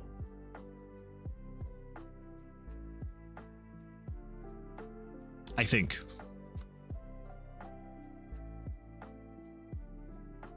It says it flips over, it's an 18. But the way that I have this set up, this should technically be, because we're in here, and then we come down here to the loop, and then we're checking. This should have technically been a soft hand. So let me just check this really quick. Is this image layer 123? Is it? Okay, let's turn off full screen really quickly just so I can see. So 123 should technically be card 0. So let's see what happens. So we're gonna say game screen dot picture. So 123 should be card 0, which, okay. Yes, 124 is card 3-9, which it is. Okay, so 123 is the correct card to be checking. Yeah, so as far as I can tell, we are in here. I don't know. Hollow Knight, which means lots of dying. That's fair. Hollow Knight does include a lot of death. That is true. Story of my life. So what's today's events? Well, today was supposed to be a short stream. We were going to do a short stream because I had a devlog that I was going to be working on. So some random dev, I don't know if you saw my message in Discord earlier today, where I said that I was going to be doing a short stream tonight and then finishing my devlog. That was a lie. So I'm gonna have to do that tomorrow. I really hope that Toasty doesn't get too upset that I have lied to him and the rest of the group. I am over half done with the devlog though. I am very close to finishing my part of the devlog. I shouldn't do as many weird things as I do. Oh, you mean devlog for the other thing? Yes, for the other thing. Yes, exactly, the other thing. I got excited for a Tomb of Vercilias devlog. I know. I've actually had a few people mention, they're like, oh, you're doing another devlog? And I'm like, well, no. Because I'm an idiot. I don't know. I just don't have time. There's just no time. Yeah, it's so friggin', if I pull this up, it's gonna be a little bit difficult to see, actually. Hey, look at that. It's me. Look at me. It's me. Yeah, so as you can see, I'm making progress. I am making progress. Let me just pull this up really quickly. Yeah, so as you can see, it's there's a lot that's going into it. But I am currently right around here. So a little bit past the halfway mark. So, you know, we got things. We've got stuff. But just ignore that. Yeah, so we are like, I would say this is probably about 65% of the way done. And honestly, this section right here took the longest. And the beginning. The beginning and this took the longest. So the rest of it should go pretty smoothly. I just need to actually take time. So, DaVinci user, let's go! I love DaVinci. DaVinci is the best. It makes me so happy. I love that it's like free. And that it works so well. Because I've used other free programs and it just, terrible stuff. Terrible stuff, the other free things. So yeah, DaVinci, I love it so much. What is that? What is what? Yours will be the first one seen, right? It is. It will be the first one seen, which is why I needed to make sure that my beginning was good, which is why I've got stuff like that. Or that. Don't question it, all right? Or that. I don't even know what I'm doing there. Anyway, yeah, so it's coming along. Look at me point. Whoop. Anyway, yeah, so so that was supposed to be the plan. Was I was supposed to work on my devlog tonight, and I ended up just working on this because it was very exciting near the beginning of the night, and not so much now because we're running into bugs. But hey. So yeah, so we're working on bugs. We're getting the blackjack system working a bit better, which it is coming along way better than what it used to be. So we were having issues with the monster's blackjacks. So if the monster got a blackjack, it just was not working at all. That is finally fixed. So the monster's blackjacks now work. And then we were also having issues where just the whole drawing of the monster's cards just were not working at all. So yeah, so basically for the most part, it should be done, but we still have just like a couple things left, which sucks because it's like those little things here and there that like it's almost there, but then it's just not quite there, and yeah, it's just, yeah. So anyway, yeah, that's basically been what we've been up to tonight. It's good times indeed. In some games bugs are a good thing. That is 100% accurate. There's been a couple bugs that I have accidentally had that have kind of been implemented as features.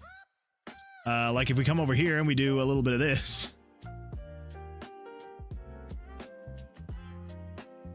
And then we come over to, let's see, we're gonna go to room 33.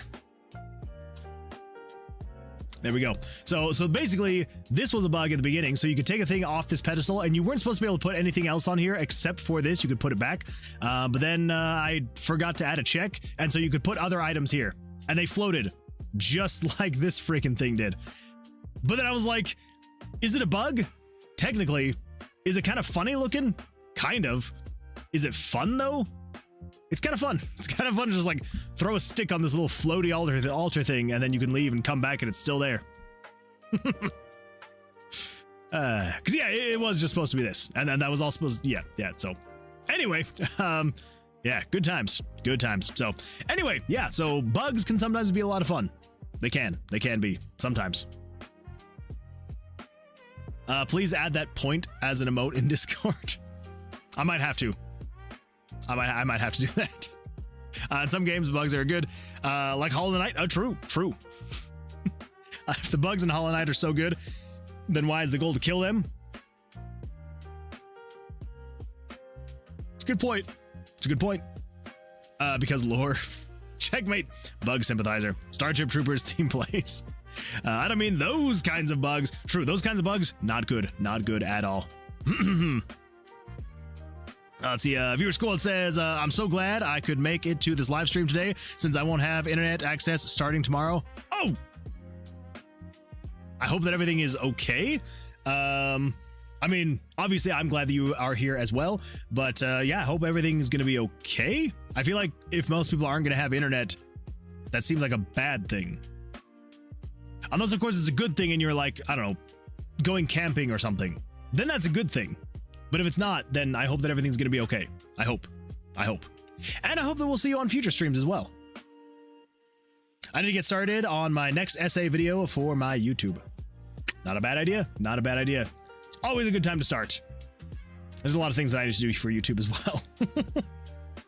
Oh, I feel like I get so far behind so quickly. Anyway, yeah, so I know the topic at least. Hey, honestly, sometimes that is like the most challenging part, is like making sure you actually get a good topic going. So if you already know the topic, yeah, that's half the battle right there. That's something, right? Yeah, it is 100% something. Absolutely. Me too, Inkwell. Me too. Honestly, some rand dev, the next time you upload something to your YouTube channel is going to be freaking wild. That is going to be absolutely wild, honestly. Let me take a quick peek here. Let me little peekaroo right here. Just because, you know, I'm feeling curious, and it's been a minute. It's been a hot minute. Some rand dev, when was the last time you uploaded something to your YouTube channel? 2 years ago. 2 years ago was your last video.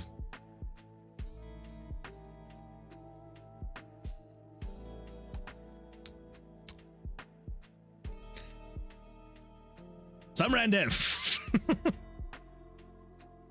When is the next thing? Your 67.9 thousand subscribers are waiting with bated breath. We await your next video. I guess, to be fair, you did upload shorts recently, right? When was this one? This one was... Nope, that's... Nope. Here we go. That's not too bad. 2024? Oh, wait. I'm so sorry.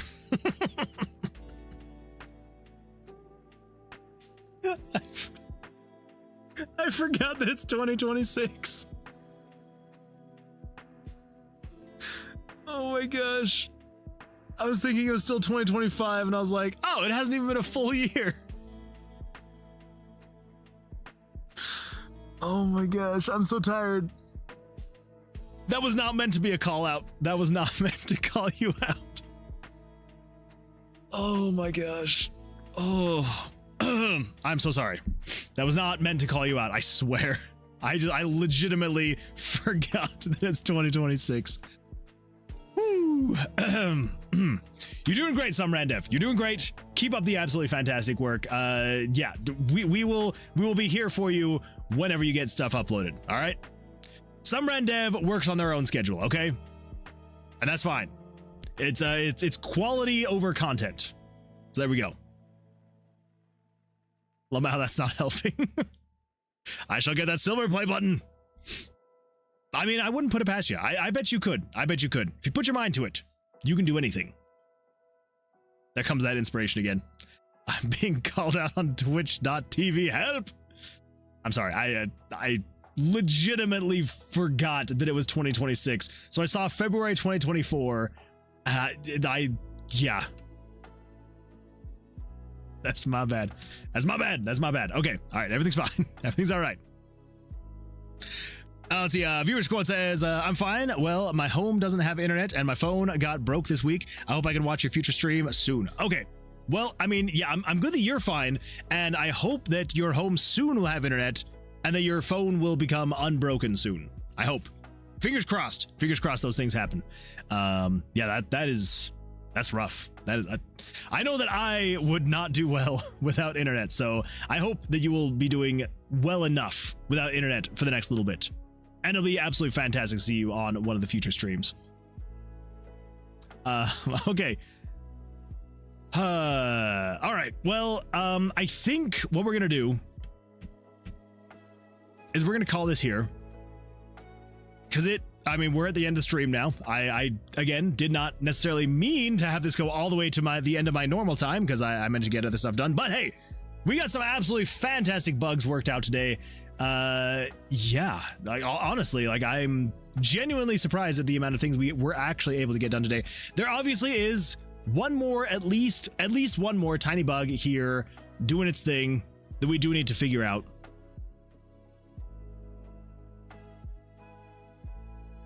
Yeah. So I don't know.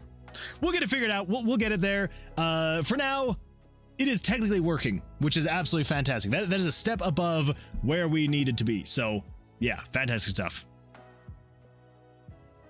Is it going to be on the Into the Inkwell channel? Oh, that's actually a great question. That is a fantastic question. Stand on a 20. I'll keep an eye out. I need to keep an eye out as well. 11, let's draw. 13, let's draw. Stand on a 17. Okay. Oh, I got a 21.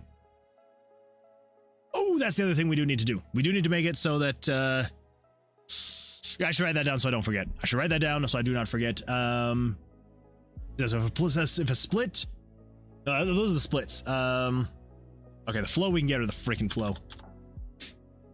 Soft hands start working for the monster, had a 14, drew an 11 and busted. So technically that is correct. The monster and I had a 13. Okay, yes. So technically that is done. That is fixed. There we go. And then if the players, okay, so the splits are definitely needing fixes. If the player gets a blackjack, must immediately, okay, so we do need to have that. And then if a split is available, but the player, okay, we need to do that as well. I don't think I'm gonna write down the whole, 'cause it kind of is a bug, kind of is not, where the player had, the monster had an ace. Yeah, I'm not gonna write that down. I don't think that was gonna be doing that. Go into the inkwell. So I think we should be all right. You guys are awesome. Oh man, you're awesome. You're awesome. Oh, Summer and Dev, thank you so much for sharing the link. I was literally about to go and grab the link, but there we go. I appreciate you sharing that. So yeah, everybody here right now, if you have not, even everyone over on YouTube, if you have not already, let me pull this up over here. I'm talking to all of you right now over on YouTube. If you have not already, make sure to go subscribe to going into the Inkwell Productions. Make sure there's the link right there over on YouTube. Yeah, if all 68 of you who are currently watching right now do not go and subscribe, I will be devastated, saddened, heartbroken. So go do it.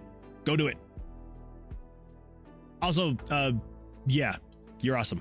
Thank you for being here. I appreciate it. Okay, all right. You didn't have to do that. It's what I'm here for.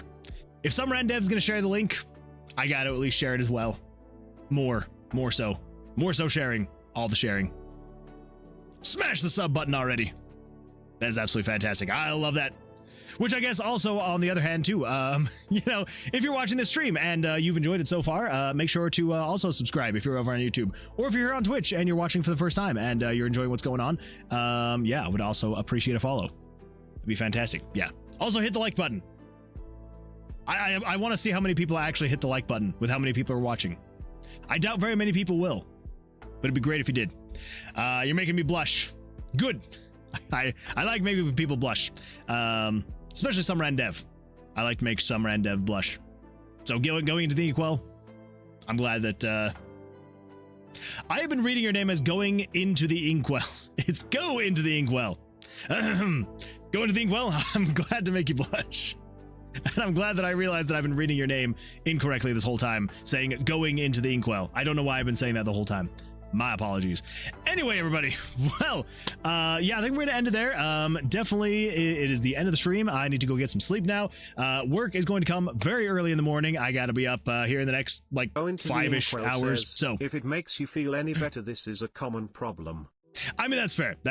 I feel like it's kind of that way with a lot of people's names. You know, you write it out and you're like, oh, this is what I see. And then other people read it quickly and that's not what they see. So, yeah, that's my bad. That is my bad. Already smashed the like button. You're awesome. You are awesome. Thank you so much for that. All right, everybody. Yeah, well, we're gonna go do a raid over here on Twitch. So if anyone has any suggestions for who we should go raid, let me know. But everyone over on YouTube, I guess Twitch as well, I appreciate you all being here. Thank you so much. I hope everyone has an absolutely fantastic rest of their evenings or days, mornings, wherever it may be in this world. And yeah, I will see you all on the Thursday stream. Should be an absolute blast of a time. So until then, everyone take care and remember, never stop being creative. So yeah, I threw that in the end and it kind of threw me off. Okay, bye.